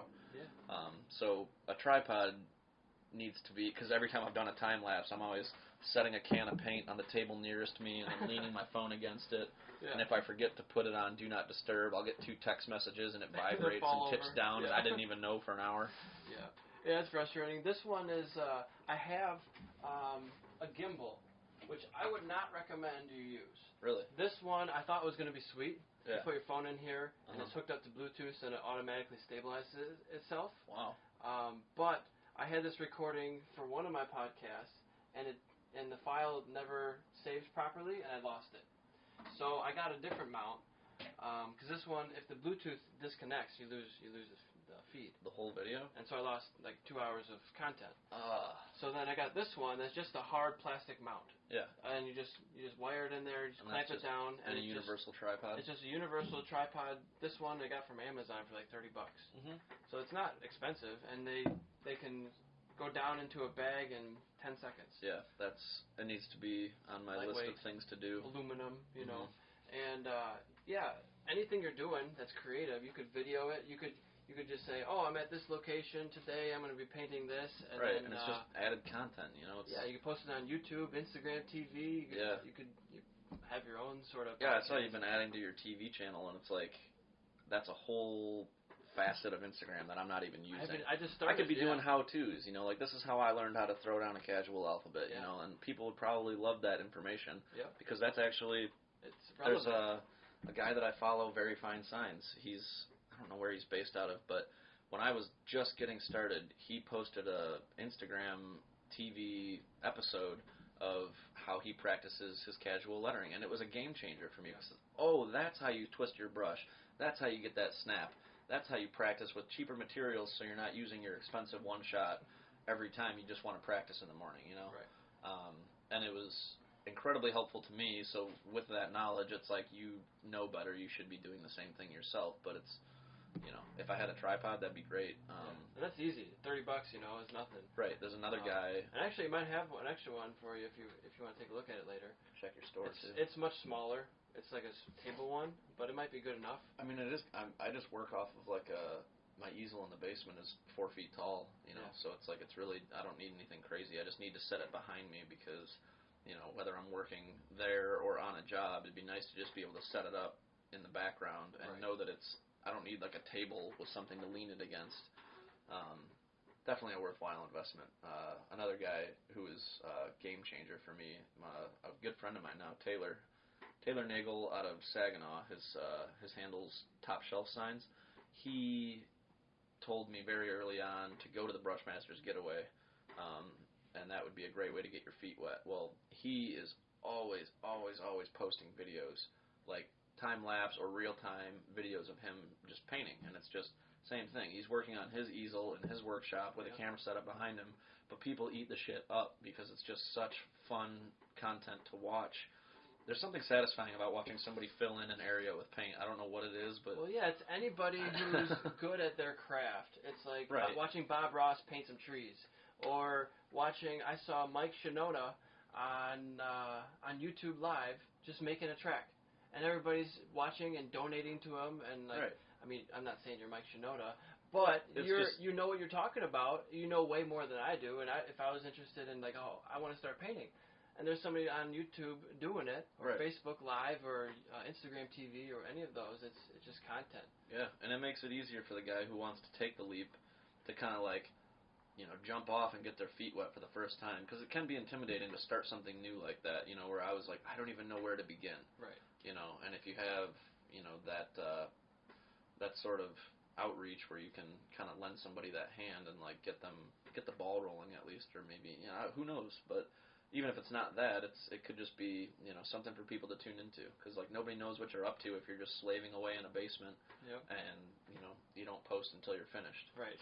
So, you know, it's funny, but you do have to be like a motivated social media presence in this day and age, it seems. You do. Especially if you're trying to make a name for yourself. Yep. And even with all the stuff I do, it's like, I got to do something more. That's why I started doing this. I think this is awesome. This is so cool to me. Like, I would never have the know-how or even, like, the gonads to just, like, step up and start doing this and just, you know, interviewing people. Yeah, interesting. It makes me nervous sometimes. Like I've said it before already a couple of different times. I get more nervous to do this than to line up for a grid because I just never done this before. Right. That's the only reason. Yeah. It's not something super scary. Right. Just don't say something horrible and it'll be okay. Right. It's like provide a conversation that's worth listening to, and you're halfway there. Yeah. It's that's like you think about the guys that are like wildly successful, like the Joe Rogans and stuff, and it's like, what did they do? It's just conversations, but it's with people in places that have enough to talk about that it's worth listening to. It's like I already know a wealth of knowledge about you. Otherwise, this conversation could have been way more two-sided. But it's like if you could talk for days just about your experience with racing. Oh yeah, I'm sure a lot of people want to listen to that. But yeah, I'll save those questions for once you have a racer sitting in this seat too. Either way, you can interview me. You can ask me anything you want. It's a conversation. It's just great to have this sort of thing, I guess, be documented because it's still you're much farther along as far as your career with your startup, but it's just cool to me because I have always looked at you as an example, and it's like you've stayed motivated and kept yourself focused on, like what's important to you, and it's like, I guess I take it for granted, but it's like we're sitting around like so much Eric Swahn Racing branding right now that like it's cool to me, It's like, it's legit, my buddies told me to make a T-shirt because they buy one, and then like, I really wish I would have taken the time to make a banner for today to hang behind me, and also like when you go out on jobs, if you got a banner that size, you hang it up on the scaffolding while you're working on the job site. Yeah. Little stuff like that just like it goes the mile extra that really can help you leverage yourself. But yeah. I'm just so passionate and dedicated about racing that it's like this is my response to not getting enough funding for sponsorship. Yeah. There's decade-long veteran pros who've been, at the top level of superbike racing that can't get funding. Yeah. So it's like, well, how am I, as an amateur beginning to be a pro, supposed to be able to fund that when these top-level people can't get funding? Right. So, there's people I've heard, oh, you got to get out of it because you're going to be living in a trailer park, you're not going to be able to afford anything. And, yeah, that's how it is kind of when you're racing. You're just living, everything goes to that. Yeah, unless it's you're like a labor of love, man. I mean, it's unfortunately, it's a rich man's sport, but I always laugh when people say, like, how do you make $1 million racing? Start with 2. Yeah. Right. It's like it's true because it's unfortunately a very expensive sport, but it's a shame to me, having watched your experience, that someone with that much talent, and I'm sure you're not the only one, there's probably hundreds of pros so many that are just phenomenal riders that can't afford to get on the track. Yep. And it's like they could probably blow their competition out of the water, but their competition has more money. It's very frustrating. There's guys that I've lapped that are now still racing, and it's like, well, how did that happen? Right. It's not always about your speed. It's not about how fast you are. It matters. It doesn't not matter to be fast, obviously. Yeah. But it also matters a lot to have money and have those connections and to be willing to do this. Maybe if I did this 6 years ago, maybe it would have worked out. I don't know. I mean, it could have been even more race oriented. Maybe 6 years ago when you were still at the track every weekend, you could have made like remote podcasts from camp. You could have interviewed racer after racer after racer. Yeah. Which maybe becomes monotonous, but you also get a lot of different vantage points of how have you found success in staying in this scene for so long, or like what would you advise for people who want to get started? Because if I wanted to start racing, which because of my enthusiasm for vintage motorcycles, I could one day see myself doing like a vintage hare scramble in the woods or like vintage motocross, but that's about the extent of organized racing that I think I would ever have the gusto to even attempt. But you'd be the first person that I contact, like what do I look for in a good helmet? Where do I get equipment? Where can I, how do I make sure that my bike is up to snuff for an organized race? And how do I do anything? Yeah. In that, it's like I need to register for like the ARMA, for like their organization so that you can go to their organized events. Get a number and all that. Yeah, exactly. It's just I'm just sure it's simple stuff, but to have you at my disposal, I would definitely pepper you with questions. And so it's like putting this podcast out and creating that presence will probably lead to people doing exactly that. You know, like, hey, I want to get to a track. How do I get started? Do you ever think you'd do a track day on a road bike? I don't think so, honestly. No? I don't. It could be a vintage bike. It could be. I mean, I would just feel so intimidated that I'm not really sure that would be for me. Unless I knew it was a bunch of other extremely rookie people on the track. I don't trust myself. I don't know. It's just, I feel like I'm too old now. It's like I'm to the point now, it's like I'm 30 in December, that it's like, I don't know if I would trust myself on a bike like that, even if it was just a track day, because I know to do a lap on a track properly, you have to commit to these things.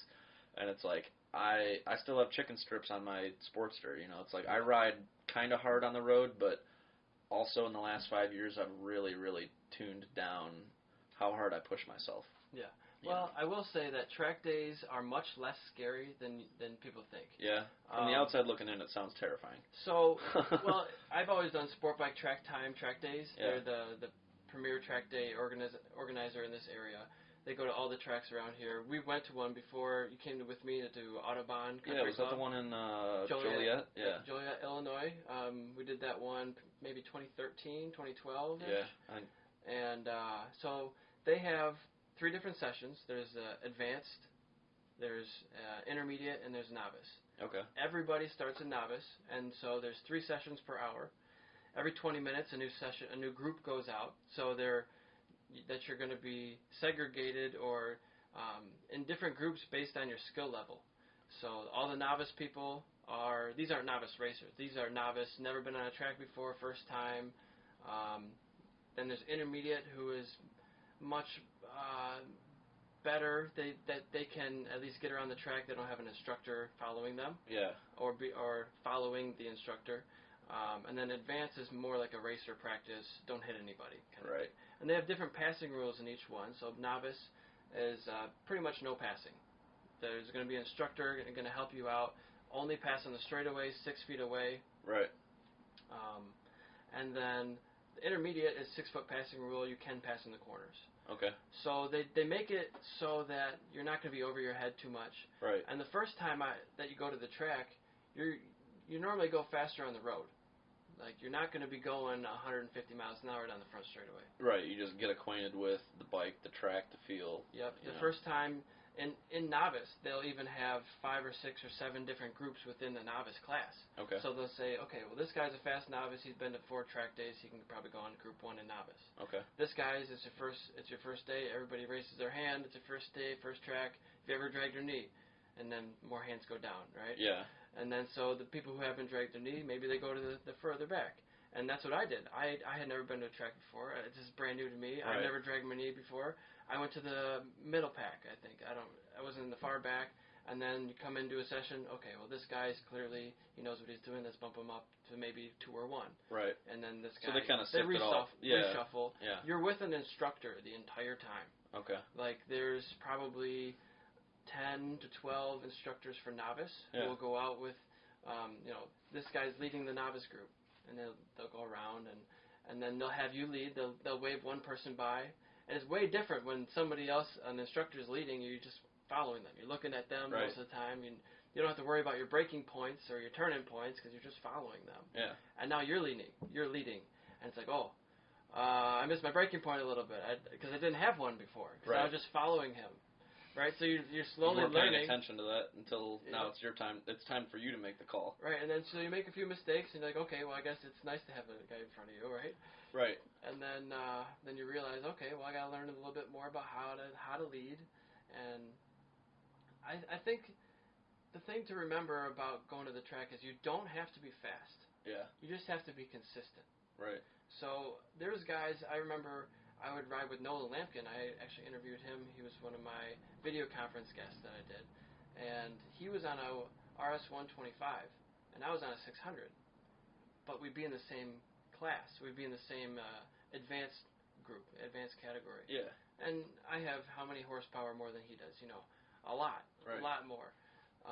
But he was a safe rider. We could both be on the same track. We're not racing, it's just a track day. Right. But we can both be on the same track because I know that he's going to hold his line to the corner. Right. I can go around him if I need to. I can take a different line or just wait till the corner's over and get by him on the straight. Right. So I just think it's so helpful to learn how to ride and to learn those things and to gain that confidence. It's just, and it's like a universal knowledge of racing and riding too, because I've seen you in a go-kart and I've seen you at that track day when you drove I think it was like a BMW, like an M3 or something. It was Audi, yeah. That's what it was. Yeah. And even still with four wheels in the cockpit of a car, that knowledge of how to race translated where, like, you know, the go-kart really experience is what really opened my eyes, because I was like, well, how hard can it be to like corner on a go-kart and go through a track and blah blah blah, and we're riding the same go-kart with the same engine and same like track. it's a level playing field, and it's just user ability, and I think you lapped me. I'm pretty sure you lapped me. Yeah. And it was just amazing to me that I was that inefficient. And I've spent my whole life being an enthusiast of automotive things and like riding fast on the road, you know, dirt biking up north and like racing my buddies, you know, whatever. You'd think that I would know how to throw a vehicle through a corner. You know, it was very humbling, I guess, to say the least. But it's that knowledge that I'm sure you gained from all of that experience, where you know you have somebody showing you exactly what you're supposed to be doing versus what you think you're doing. Yeah, just like you wanting to be in a group of experts with your painting. Right. I wanted to be as soon as possible. When I saw the novice and expert classes, I was like, well, I need to get over there as soon as possible. Right. Not only to learn from them and to gain their knowledge faster than I would have if I stayed a novice, but I don't have enough money to wait around to be a novice for 5 years before I advance to the well will dry up before you get to the race. So I was always thinking, man, I got to get to being a pro as soon as possible, because there's just not enough money to wait around to wait to be good. I guess that's there's some fair logic to that. Yeah. That was really a big motivator. It's like, I know I can't crash too much, and I know I got to get really fast, really quick. Yeah. How do I do that? Wow. That's definitely a little fire under the ass, you know. Like, well, you can't afford to crash, so. Can't crash, you got to go really fast. Go. You got to beat all these guys and not mess up. And you got a crappy bike and no mechanics. Yep. That's funny, because my friends always, my friends in the group all understand, because we all grew up in motorcycles the same way, where we were broke-ass 19-year-old kids with $400 and an enthusiasm for motorcycles. So what do? You hop on Craigslist, you find a trashed old Honda, you know, needs the carbs clean, flat tire up front, blah, blah, blah, you trailer it home. Well, you know, people always say, how do you know so much about working on motorcycles? And even before I went to school, you know, people would ask that, and it's like, well, you buy a $400 bike and try and ride it, you know. Try to get it to run. Yeah, try and go from Livonia to Milford on a, you know, like a day cruise and not break down. Right, yeah. And when it does break down, try and get yourself home. Yeah. So it's like you kind of are forced to learn in the same way that you're forced to step up, you know. It's like, and to, you know, it's those things that because you were not affluent enough to pay somebody to work on your bike and buy yourself a race-ready motorcycle, that you kind of had to become more savvy. You know, you have to be resourceful, I guess, is what I'm getting at, you know, and use what you have to get it done still. Run what you brung. Yeah, I rode, I don't ride mountain bikes as often as I probably, I don't know, I would like to do it more, but I never make it a priority, I guess. But to me, it's similar to dirt biking. It's good exercise.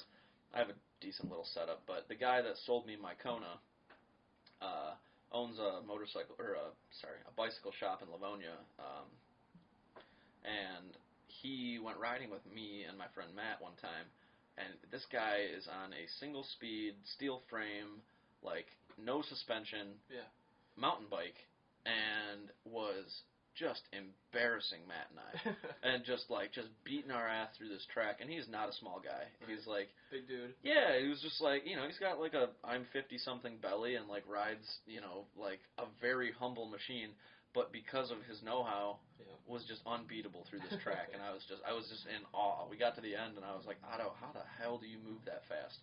He's like, well, I've been doing this longer than you've been alive, you know, like, but it's just crazy to me that it's not always about having the best tool in the bag, you know, it's like, it's knowing how to use it. Yeah, man, I highly recommend starting on a really crappy bike. Yeah. Because first of all, it's gonna be cheap. Yeah. You're not gonna spend tons of money on a sport that you might not want to stay in for forever. Or if you wreck it. If you wreck it, yeah. I mean, you want to have a beater, so to speak, you know, on the track. And I learned on a slow bike that was my street bike. I had just put different plastics on it.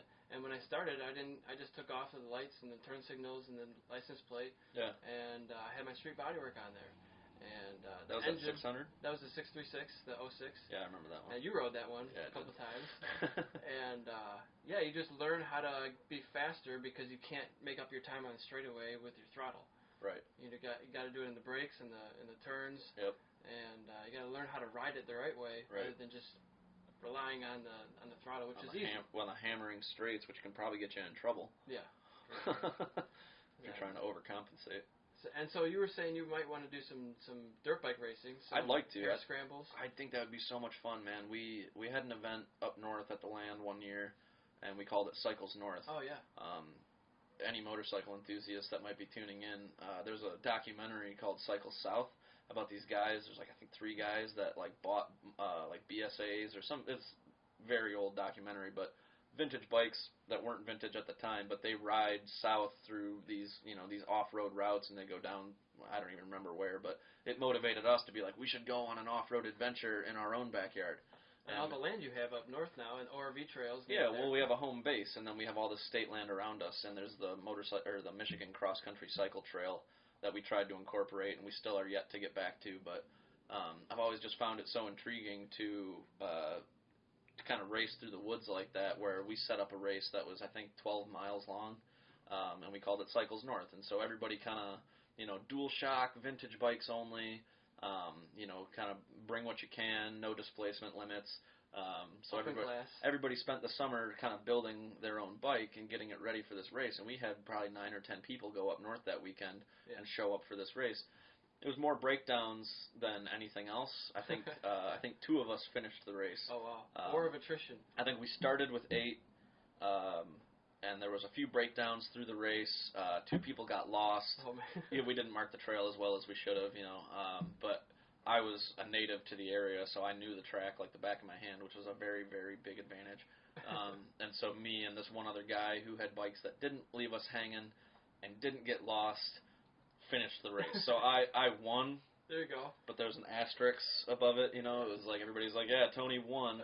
But it was just Tony finished, and so did Adam, and Tony was a little bit faster because this is his backyard. Yeah. So it was a good time, but I would love to do something like that again with better organization and more enthusiasts that are well prepared for that situation, instead of a bunch of bikes that haven't even seen the woods all summer, and then the first time you bring them out is the race. Right. You'll have a bunch of guys that have been running their bikes, and you know what I mean? It's you'll actually get a better experience out of it, where you will be maybe bumping elbows with people in the woods, and and I've been told that I should get ready to be embarrassed by a bunch of old timers on bikes that they've owned since they were new.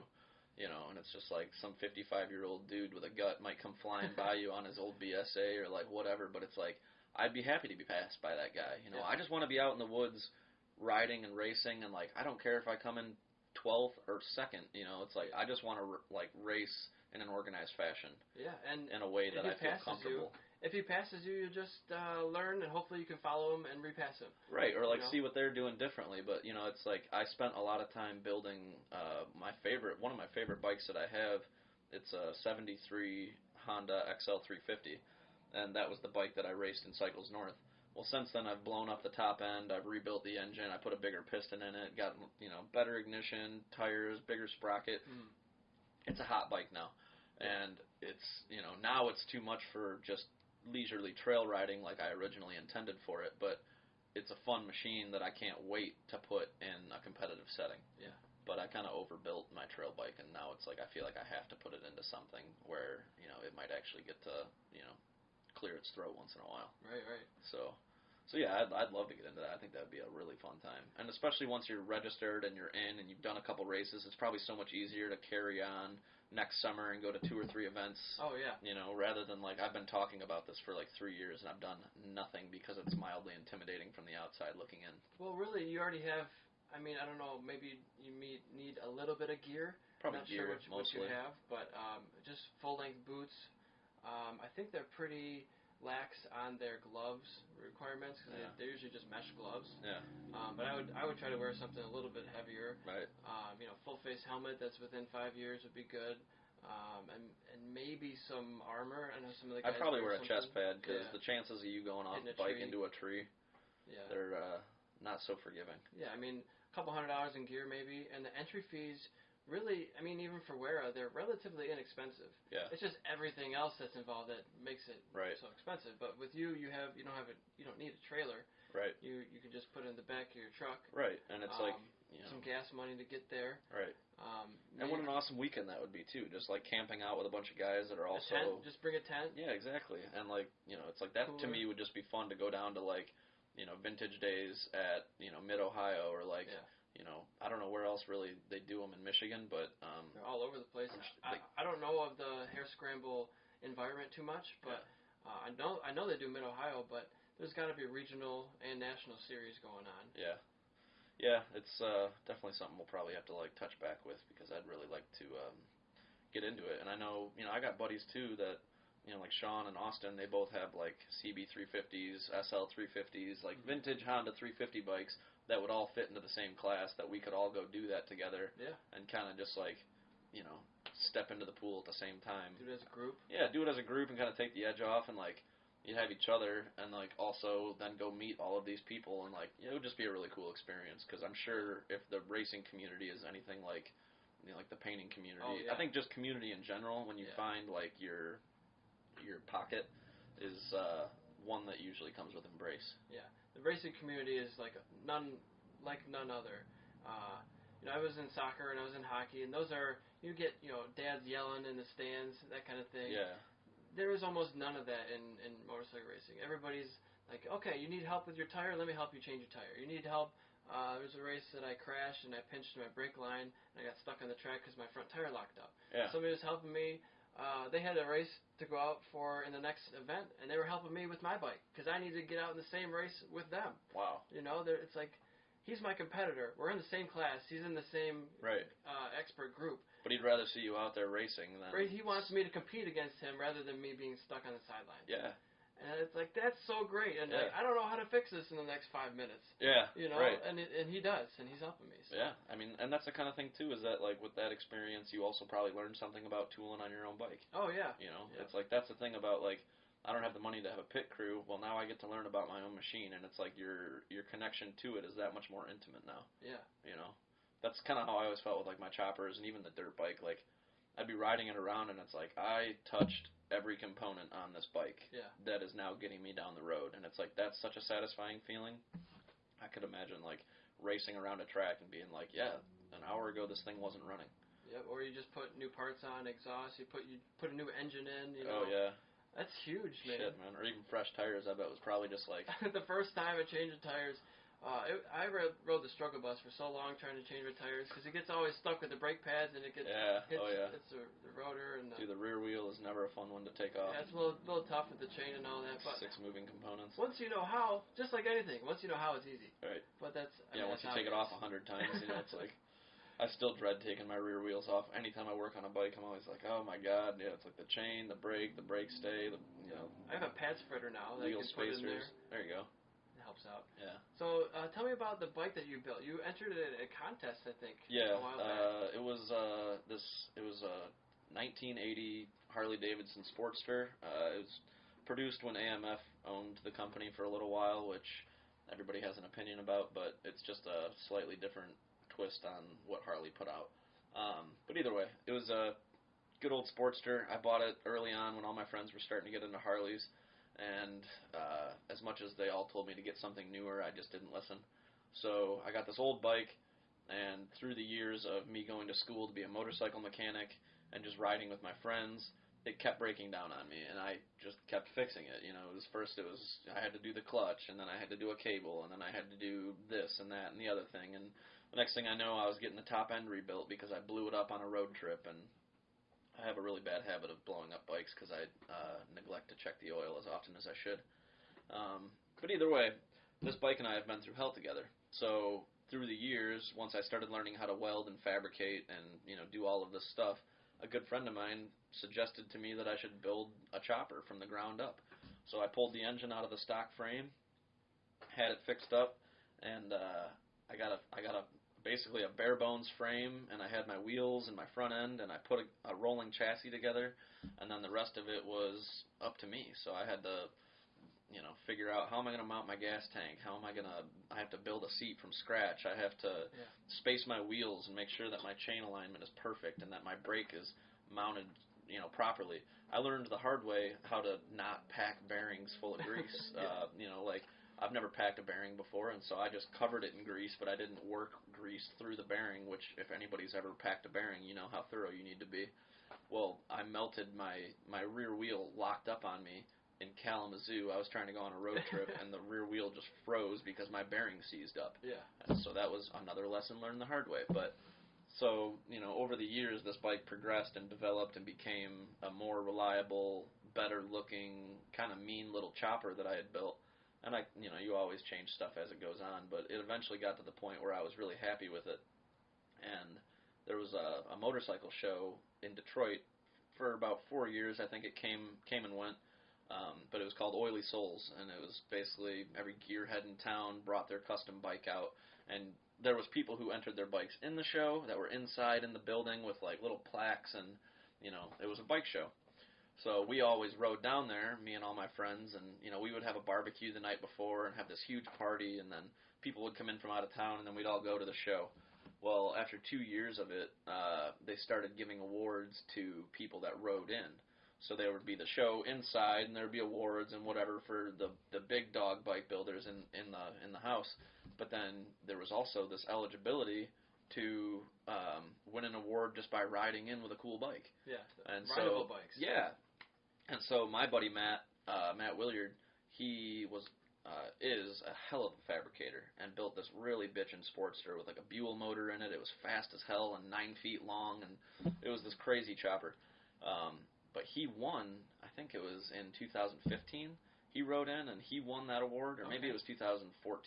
But either way, he won the first time that it was eligible, and I was like, oh my God, we can do this. Yeah. Like, Matt and I built our bikes side by side. I was like, if Matt won, that means that, like, I could probably apply myself and get my bike finished, and maybe I can win. Yeah. So the next year, I really turned on the gas, and I had everybody that I knew that could help me out helping me. I had my buddy Jake, who was a hell of a painter, but this is before I was painting, so I didn't really know anything about it. He painted my tank and like the orange. It's got the orange, like kind of phoenix-looking wings going around the gas cap. Yeah. I asked this guy is such an artist, dude. He's a phenomenal painter, and he is just a fountain of like really awesome ideas. I gave him my tank and I said, Jake, I want a black tank, just a black tank. Yeah. And I get it back and it's a black tank with this beautiful like Trans Am looking like Firebird wings that come up around the thing, and it's all melted like gobbed on one-shot paint that's just glossy and bright and vibrant and looks so cool, and it looks like Phoenix wings coming around it. Not what you expected, right? I asked for a black tank, but it still looked so cool I couldn't hate him for it, so I was like, alright, that's cool, I like it. Turns out, remember what I was saying about mistakes costing you extra? He had a blemish he was trying to hide and ran out of black and couldn't do another coat, and so he was like working on, he was like, I had to do something, so he did this thing, and it was just funny because years later, I'm like, yeah, mistakes cost extra. Well, that's what happened. Yeah. So I got this bitchin' tank that didn't happen on purpose. But then, I built a seat out of aluminum, and I had to have my buddy show me how to polish aluminum properly, because I could weld and finish it, but I couldn't make it shiny. I had somebody helping me upholster my own seat, and then I was a welder, so I built my own exhaust pipes, and I had, all of these components that had to go into it. And they were all pretty much there already, but we had to do all the finish work, all the polishing, all the painting, all the prepping, and and then 2 weeks before the show, my transmission took a shit, and I couldn't ride the bike. It was like totally out of commission. And one of my mentors in the motorcycle scene, Dennis Davis, we call him Double D. He's as old as my dad, but I call him my buddy, and he's been drag racing Sportsters for longer than I've been alive. So he knows everything and anything about these bikes, and he is the only reason that I made it to the show. Yeah. Because him and I, every day, I'd get off work at 3:30, and I'd be at Double D's by 4. Yeah. And we would be working on my transmission, trying to figure out where we could get parts, how to really make it happen, how to make it work. He'd give me instructions, and I'd go home and try and do it, call him, and he's kind of hard of hearing, so he'd be yelling over the phone like, "You just gotta do this," and it was an awesome experience because I love learning from old timers, and he saved me, and we got a transmission in that bike literally the night before the show. Yeah. And, like, the day of the show, I was still laying underneath my bike repairing some wires. And we got to the show on time. I was a little bit late, but, like, I rolled up, and Matt Williard had saved a spot for me, like, right front and center, parked in front. So everybody was, like, seeing my bike, and it was kind of cool because it kind of felt like things were aligning where everything was like, this could happen, you know? Yeah. So the night goes on, and we're all hanging out. I'm not holding my breath for it or anything, but I'm feeling good about my bike. And, like, there's other cool bikes next to it and, you know, in the vicinity. And about 9:30 probably, I'm, like, drinking a beer and hanging out front. And this guy who's one of the builders inside, they all vote on the outside bikes. I know a couple of them, but Dustin comes up to me, and he goes, hey, are you sticking around for a while? And I was like, I don't know. You know, like, my parents just got here. I'm kind of showing them around the show. He goes, okay, don't leave. Yeah. And I was like, excuse me? He's like, don't leave till the show's over. Okay. They talked to you after, right? Yeah, well, I was like, I think this is good. I think this means that, like, they need me to be here. So we stuck around, and I ended up winning the vote for best ride-in show. That's awesome. And it was just so cool because it was just like I worked my ass off to get that thing ready. And it was like I pulled all-nighters. And I was working a day job at Ford still, so it was like I worked until 5 in the morning, went inside, showered until 5:30, and then went to work a couple days. And, like, I remember, like, specifically that day where I was, like, sitting upright in my chair at my computer, and I just could not do anything except fall asleep. Doing the head nod. Oh, it was terrible. But it was all worth it, man. It was, like, so much stress. But it was just a perfect example of, like, perseverance and, like, being rewarded for your efforts. Yeah.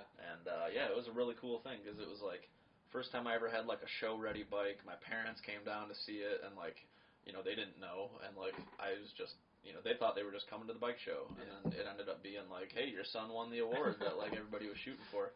And it was a really, really awesome experience. So I've still got that trophy sitting up on the garage, but it was cool. It really was like a gratifying feeling for an amateur bike builder. Yeah, not many people get to say that they've won an award for building a motorcycle. Yeah, so it was really cool. And it's not like it was just like a show pony. Like this thing, that bike, I rode down to Louisville. I took it up north. You know, it's like I put miles on that bike, and it's, you know, covered in oil with bald tires, and like you know, it's like it's a bike that was not trailered to the show. Yeah.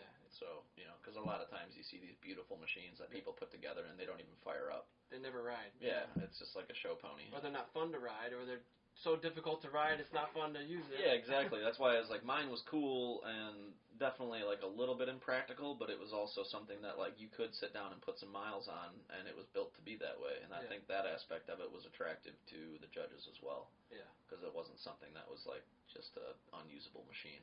Right. So that was cool. That was a fun summer. Yeah. That show stopped. They don't do it anymore because the guy that put it on is now an employee for.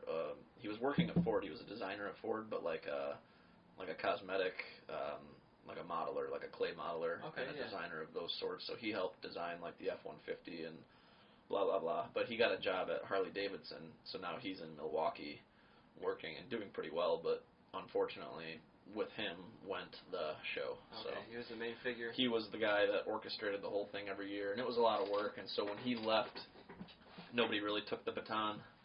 So the show kind of died off, and so did the barbecue, because the barbecue we would host at the velodrome that I was talking about earlier.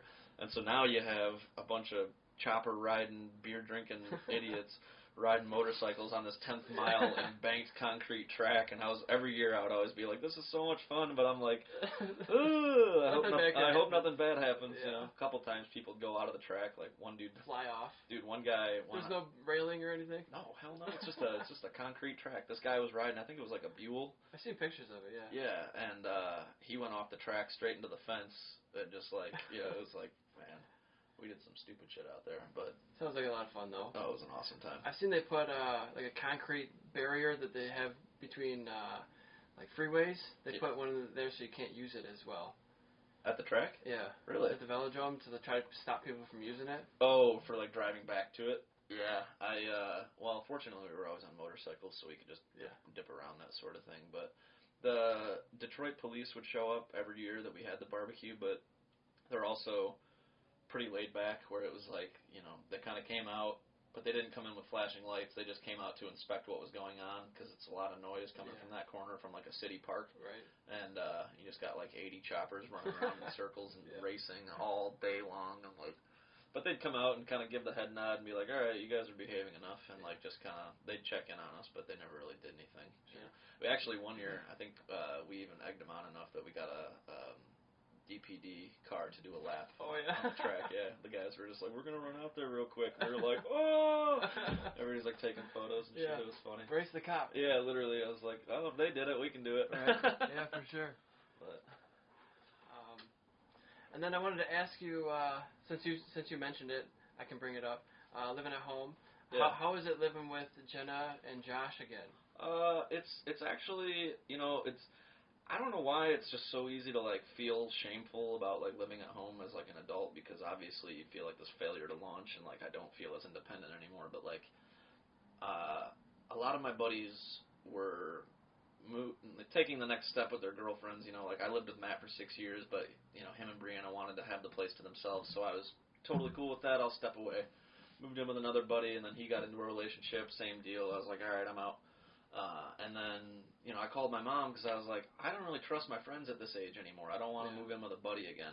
I'm like, do you mind if I just come home for like 6 months to a year, pay off some debt, save up some money, you know, and go get my own place, you know, eventually. Mm-hmm. And she's, yeah, no problem. We'd love to have you, but, you know, you got to find a place for all your shit. Right. Because I have a garage full of motorcycles and toys and bullshit. So I was happy that they were happy to have me back, and I was like, as long as I have a corner that I can paint in, you know, like that's all I really need is a place for my bed and a place for my easel.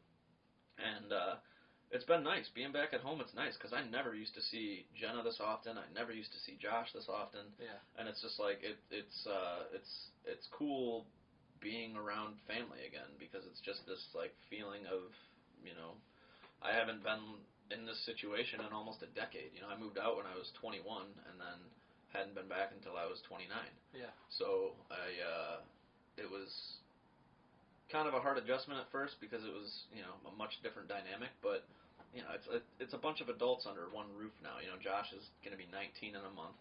Jenna's actually about to move out. Her and Jake got a place. So, oh, yeah? Yeah, so they'll be living in Plymouth soon. It's exciting. Yeah, it's exciting, but I'm going to miss Jenna because she's a hell of a cook now. Yeah, she's been there for her whole life, too, pretty much. Yeah, and she's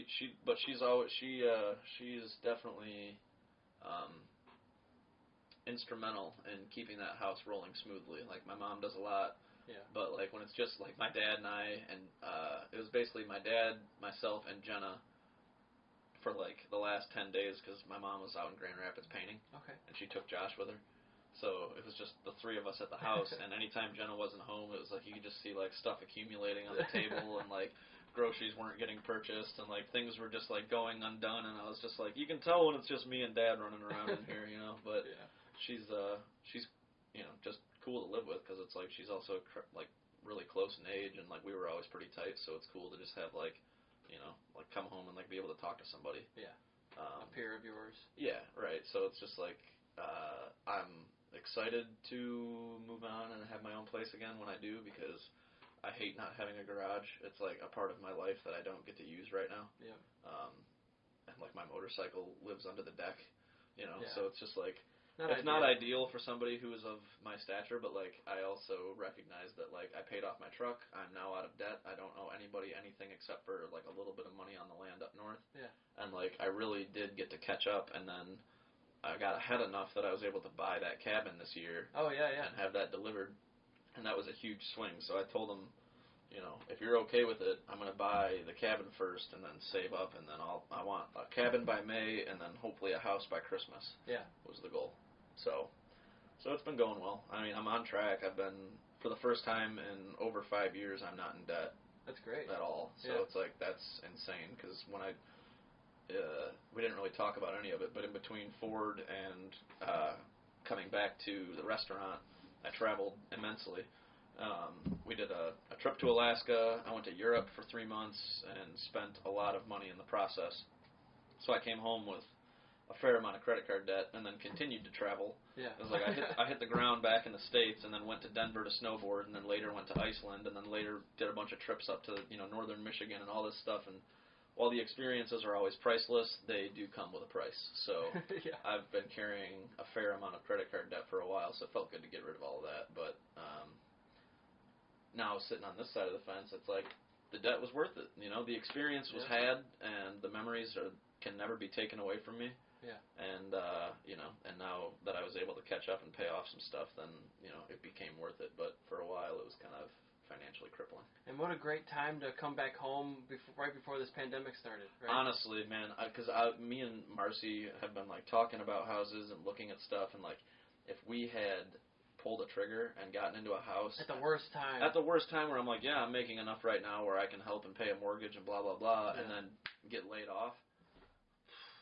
Man, that's why with all things considered, while I'm at home and my bills are as low as they've been in a while, this is also just even further a perfect time to try just painting. Yeah. Where it's like I can see how much I can generate just being a painter, and while it may or may not be sustainable, I can at least find out what I can generate doing this. Yeah. You know, I'll probably have to go back to the restaurant eventually, you know, especially once we move out, because I'm going to need consistent money that I can count on, and whether or not that's in a restaurant or a different job, who knows. But I mean, maybe painting will just like go so well this summer that I'll just, you know, this could be it. But I figured right now is the time to take that leap, and you know, they're wildly supportive of this whole endeavor, so I can't really be grateful enough, you know. Yeah, and I started ESR LLC in 2014, I think August of 2014.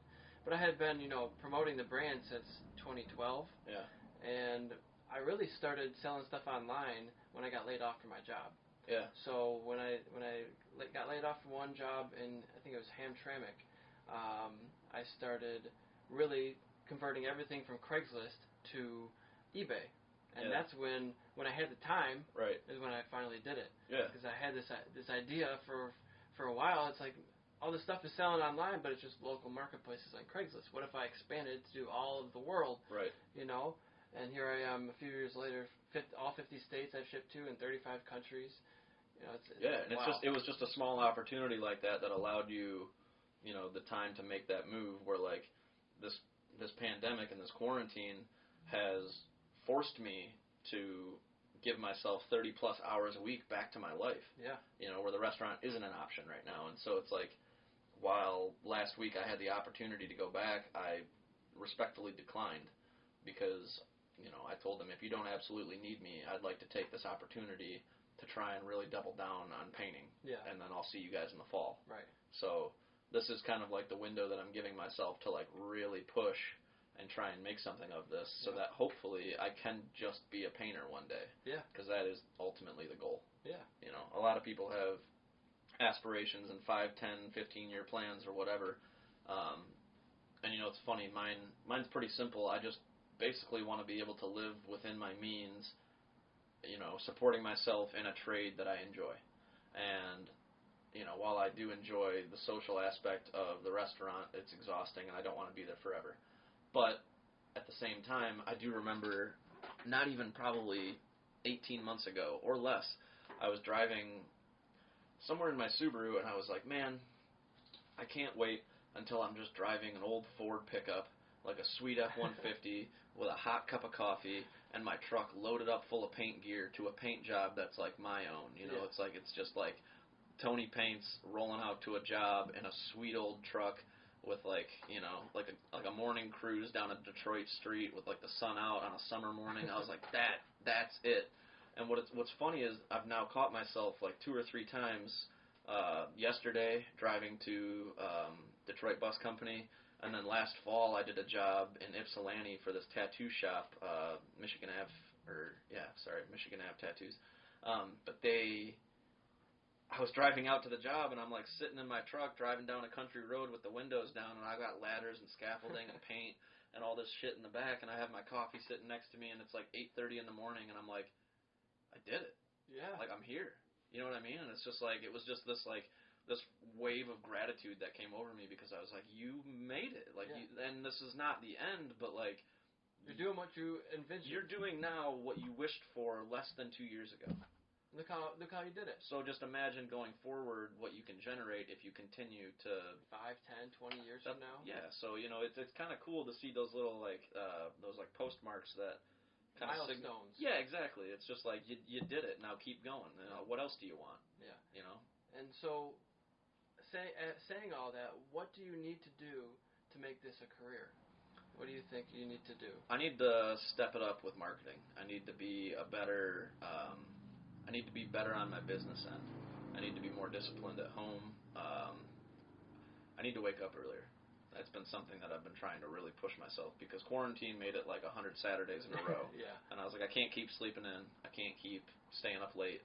But it's like it's a two-sided argument because staying up late is when most artists get a lot of work done. Right. 10 p.m. till 3 in the morning is like my flourishing hours. And it's all quiet, and you got nobody's contacting you. No one's disturbing you. No one's hitting your phone up. No one's, it's completely isolated time. You can't possibly be distracted unless it's yourself. So a lot of times I can ease my anxieties by saying, like, yeah, you might have slept until 10:30, but, like, you were up until 3. Yeah.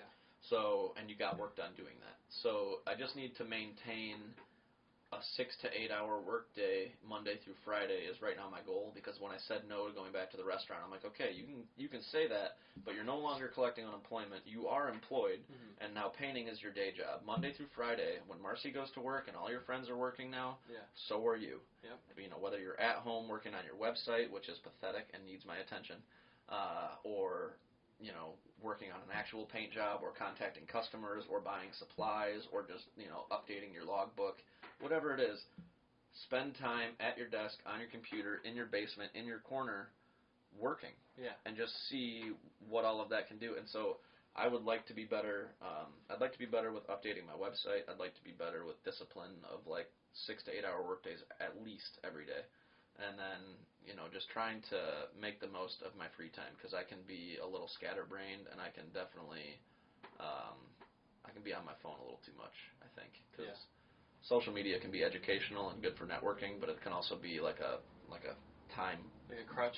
It's just like such a waste of time. Yeah. You can get lost in the scroll so fast. It's like, like, hello. Yeah, I find myself like, okay, this isn't important right now. I don't care about this. I'm put it over here, and then just get back to what I'm doing. I'll know that I have a to-do list of 6 things sitting in front of me, but for some reason I'm still watching people's stories on Insta. It's like, dude, put it down. Yeah. Put it down and like get to what you're doing. It's procrastination. It's a form of anxiety, and it's like, you have all this stuff to do. So what should I do but ignore it? I'm so busy. I had to go take a nap.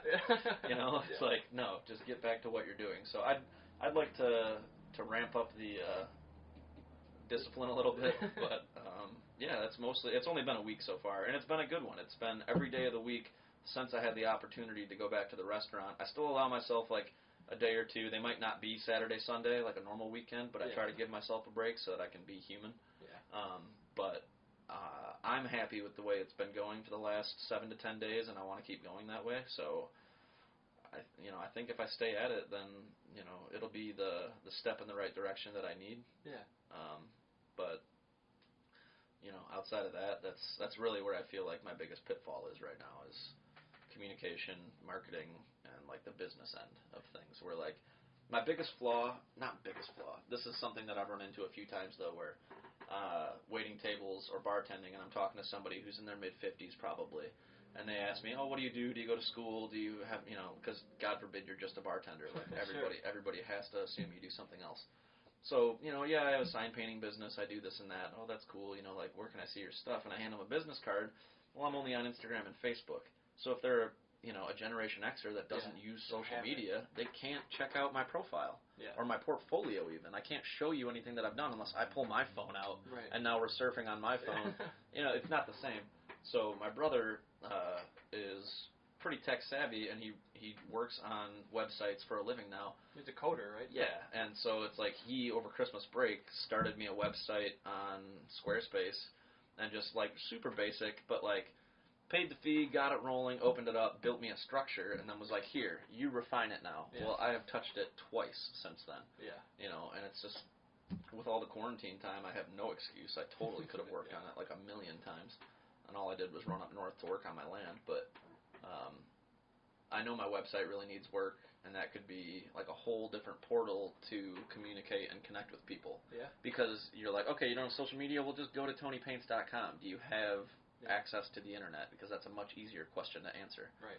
So that's definitely one of those things that I think needs to be better. I've been thinking for myself and even for you, get those RFID, they're the QR codes. Yeah, where they can scan it on a business card. And then it takes you right to the website on your phone. I think that the next batch of business cards, I think I might get one of those. I think that's a good move, because even if it's got to be double-sided with it on the back or something. Yeah, it might be slightly more expensive, but the chances that they'll go to the website are significantly higher. Yeah, because somebody just flip the card, scan it, versus the odds of somebody being like, okay, let me get my, like pull the app out, type it in. It's like it requires almost no effort, but that extra step will deter people from doing it. Yep. It's one of those things where it's like I'm kind of thinking and realizing that like you need to make things as convenient and I guess as easy as possible for the consumer. Especially with I see a lot with signs that like bad signs where they don't make it easy for the consumer to find out what brand am I even reading. Right. It's like I've seen ads where I'm like, I just read the whole billboard and I still don't know what you're selling. Right. Or what your name is or how to find you later. It's like, and it's just amazing to me that some people can do such a poor job of drawing someone in.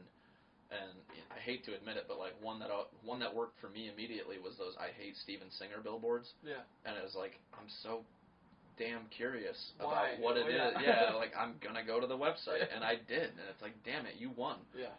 But it's just a simple little marketing move like that it's like, okay, not enough information. But you drew my attention in enough after 12 times driving past that billboard. I was like, fine, I'm gonna go check it out. Yeah. So it's just stuff like that I'm sure a QR code would be just so easy, because then I could be bartending at work and just, oh, you have a website? Yeah, here, just scan this on your phone. And now they're sitting on it, while you're making their drink, they're perusing your profile and thinking about their nursery that they want you to paint. Or my husband's got a garage that needs a sign, blah, blah, blah. Or honestly, the restaurant is great because I use it as a stage to exploit myself. I can't tell you how many jobs have come from just making conversation, and then somebody tells me, oh, blah, blah, blah, I have a finance or consulting agency in Farmington. I need my logo painted on the building. Okay, cool, I'm your guy. It's a steady stream of people coming in to talk to you. Right, and it's always new faces, and it's half of my job as a waiter is to converse with you. Yeah. So make it feel comfortable. It comes up pretty often, and my coworkers are sick of hearing me talk about it, but I don't really care. Get your spiel, everybody does. I know, it's everybody's got their thing, but it's, it's like, well, I don't talk about sports, I'm a bartender that doesn't know what game is on today, so what are we going to talk about but motorcycles and painting? Yeah, well, motorcycles are a sport. Right. Well, yeah, obviously. Who am I talking to? But, yeah, I don't know. That was one of the things that, some of my coworkers were like, you can't quit here, man. You know how many jobs you get from this place? I'm like, you're kind of right. Between painting stuff for my coworkers or actual customers, it's seemingly always something coming out of there. Yeah, you'll find something else, though. Yeah. Hopefully you can just do your own thing full time. You don't need something else. I would love that. I really would. It's it's been so nice being able to write my own schedule. It's it's unbelievable to me. Every time I leave a paint job and I've been paid for, I'm like, this is just some of them are frustrating, some of them are long days for sure. Not everything's sunshine and rainbows, but it's to get paid to do something that I would pretty rightfully still do for free. Yeah. Not for other people, but something that I enjoy. Yeah, it's this is crazy. Cool project to see something completed on the side of a wall. Yeah, and then it's it's a little bit of a legacy. You can be that will live on that wall potentially longer than me. Yeah. And cool. I enjoy that, and I really enjoy being able to write my own schedule. That the cabin up north now needs a ton of attention to finish insulating and siding and flooring and cabinets, and they built me a shell, and I have to finish the inside.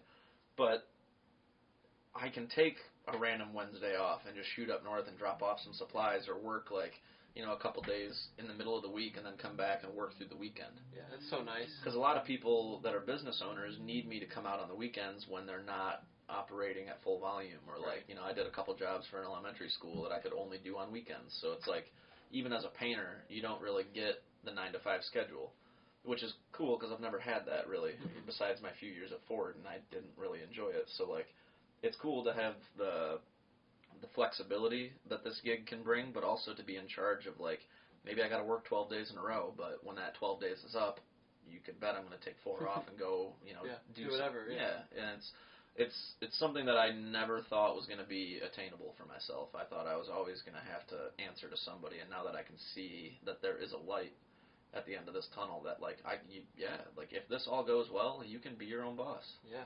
But a lot of things come with that, and I'm sure Yeah.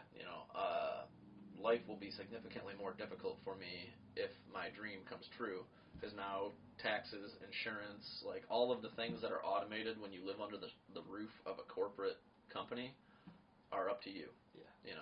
There's so many expenses you don't even think about, don't even know about until insurance and taxes alone, or like it's like I kick myself all the time for not charging enough for my work, and once I actually have an insured business and a shop front and more bills to pay for, I won't be able to afford to work for that cheap. Right. It's like I do it now to draw in more customers and to build content because this is me starting, but I know this is not a sustainable wage going forward. So it's like once I have those things that need paying for, I'll have no choice but to charge more, which is good because it's time. Yeah. I feel good enough about my work where I should be able to charge professional rates pretty soon here, but yeah, it's those things that I never really thought about where it's like, well, yeah, you need insurance and you need, you have to pay rent, and like tax season's going to be insane, and like, those things that you never had to worry about when you just worked for someone else, that now it's going to be up to me. So it's like those are the things that are like the hardest pills to swallow because I really care not to learn about them. Yeah, they're not always fun things, but they're really important if you want to be all around successful. Right. And if you want to continue to be your own boss, you have to step up and do that stuff. Yeah. So one of the things one of the books that I read recently, and I've actually reread it recently, is Steven Pressfield, The War of Art. I don't know if you're familiar with that one. Mm-hmm. It's probably one of the best books I've read on just getting things done. He talks about being a professional. So when you're a professional, you sit down and you work. It's simple. Yeah. But most people don't do that. Sometimes you don't spend the time that you need to get the QuickBooks in order or all your billing. And it's one of those books that, like, okay, I realize I'm a professional whether I have the license or not, right? Right. If you're a professional, like, you go to work and you get paid, and that's professional. You're not doing it, you're not an amateur. Right. Right? So it's just understanding that this is real. I have to sit down every day at some level, whether you're standing up at your easel, but you have to go to work every day and show up and put in time. Right. And I've actually found it being very helpful having a physical employee here, because then it's like, well, somebody's working and they need my help, and I can't be just screwing off doing the laundry. Right. I mean, that's important too. I think that's really hard when you work from home, which I'm starting to realize is like I technically, a lot of times, I'm working from home. Yeah. And it's so easy to be distracted. It would almost be better if I had like a garage somewhere that I had to go drive to. Yep. Because then I could set an alarm, be in my car by 8, and be at my place where I have no choice but to work. I can't do laundry. I can't tidy up. I can't wash my car. I can't run to the grocery store. Clean out your drawer for the 5th time. Right. Whatever it is. It's the procrastination thing. It's just like it can be crippling if you have it at your disposal. And I've heard a lot of people who work from home say that. Yeah. Or like studying from home. Like, I have to get out of the house or I'll never get anything done. And for me, I have to be here. Like, a lot of the stuff now I can do from a laptop because I don't need to physically touch the items that I'm inventorying. Yeah. But for a lot of it, like shipping orders, I can't ship orders somewhere else. I have to be here. Right. So there is a journey that you go through of like, okay, well, I can't do that anymore. Right. It's like, okay, well, yes, I played video games yesterday for 20 minutes, and that was okay. Right. That took a break, but today, for next week, I'm not going to touch it. Right. And you just have to set your boundaries for yourself and say that between this time and this time, I'm going to focus almost entirely on this. Yeah. There's times, like usually on Thursdays, I do my laundry. And since it takes so long, I'll just throw it in and then come back in an hour and a half and move it around. Right. And that's okay. Right. But I'm not going to sit here and clean my bedroom between the hours of 3 p.m. and 7 p.m. Right. Because those are the hours I told myself I was going to be working. Right, because you come home from your day job and then you have to allot X amount of time for BSR. Yep. And I still, I'll work 8 hours with no break, because now I can go home early, a half hour early without taking a lunch, and I like that. But I go 8 hours with no break, and then I drive home half hour, and then supposed to work another 4 hours. Well, I'll come home and take a 15 minutes, half hour sometimes, just lay down. You have to, man. You have to you gotta take a break. Be human. I'm not a robot, you know. Yeah. So, yeah, you gotta take a break and. Or I'll go walk on my mountain bike trail I made, or just walk down the street and come back and just soak in the sun because I'm in the basement here, and you got to get out and walk around a little bit. Hell too. yeah. I feel you. It's like so many nice summer days. I'm fortunate that the basement has that walkout door, because on a nice day when it's like 75, 80 degrees and sunny, and I'm cooped up in the corner of a basement painting something or sitting on my computer sketching or whatever. It's feel isolated. Yeah, it can be a little frustrating. So it's nice to just step outside for a minute, catch some fresh air, and just take 5 because you have to. Yep, for sure. But yeah, let's wrap this up a little bit. Let's see, where can people find you online? Are you anywhere? Yeah, I'm on Instagram at Tony Paints, and that's 2 underscores in between Tony and Paints. And then I also have a Facebook page. It's just Tony Paints. I think the Facebook URL is technically Tony Suzio Paints because someone else nabbed the username first. But if you go on my Instagram, that's mostly where you'll catch my content. I post a lot on my story, and then my page, anything I share on my Instagram page, I tag to my Facebook too. And then not quite ready for launch, but it is definitely online. If you went to TonyPaints.com, it'll take you to a website, but it's a judge-free zone right now because it's under construction, so I launched it a little prematurely, but it's there. I just got to refine it. So as time goes on, it'll be a little more impressive. But it's every day is new learning experience. So yeah, and if people want some artwork done or some signs painted, where should they go or how should they contact you? Usually I'd say contact me through my Instagram. You can send me a direct message. That's where most of my commissions come from. And I do anything from, wall hangers and pieces for your man cave to murals in your kid's nursery, business front sign work. I can do truck doors and letters and number plates for race bikes and pretty much anything that requires a paintbrush that you can't find a sticker for, I can do. And even if you can find a sticker for it, you should still have it painted. Yeah. Because vinyl is for records. Good line. So I like that. Yeah. So cool. That's pretty much it. Yeah, so I think it's one of our longer ones. We'll wrap it up here. Thanks, everybody, for watching. We'll see you next time.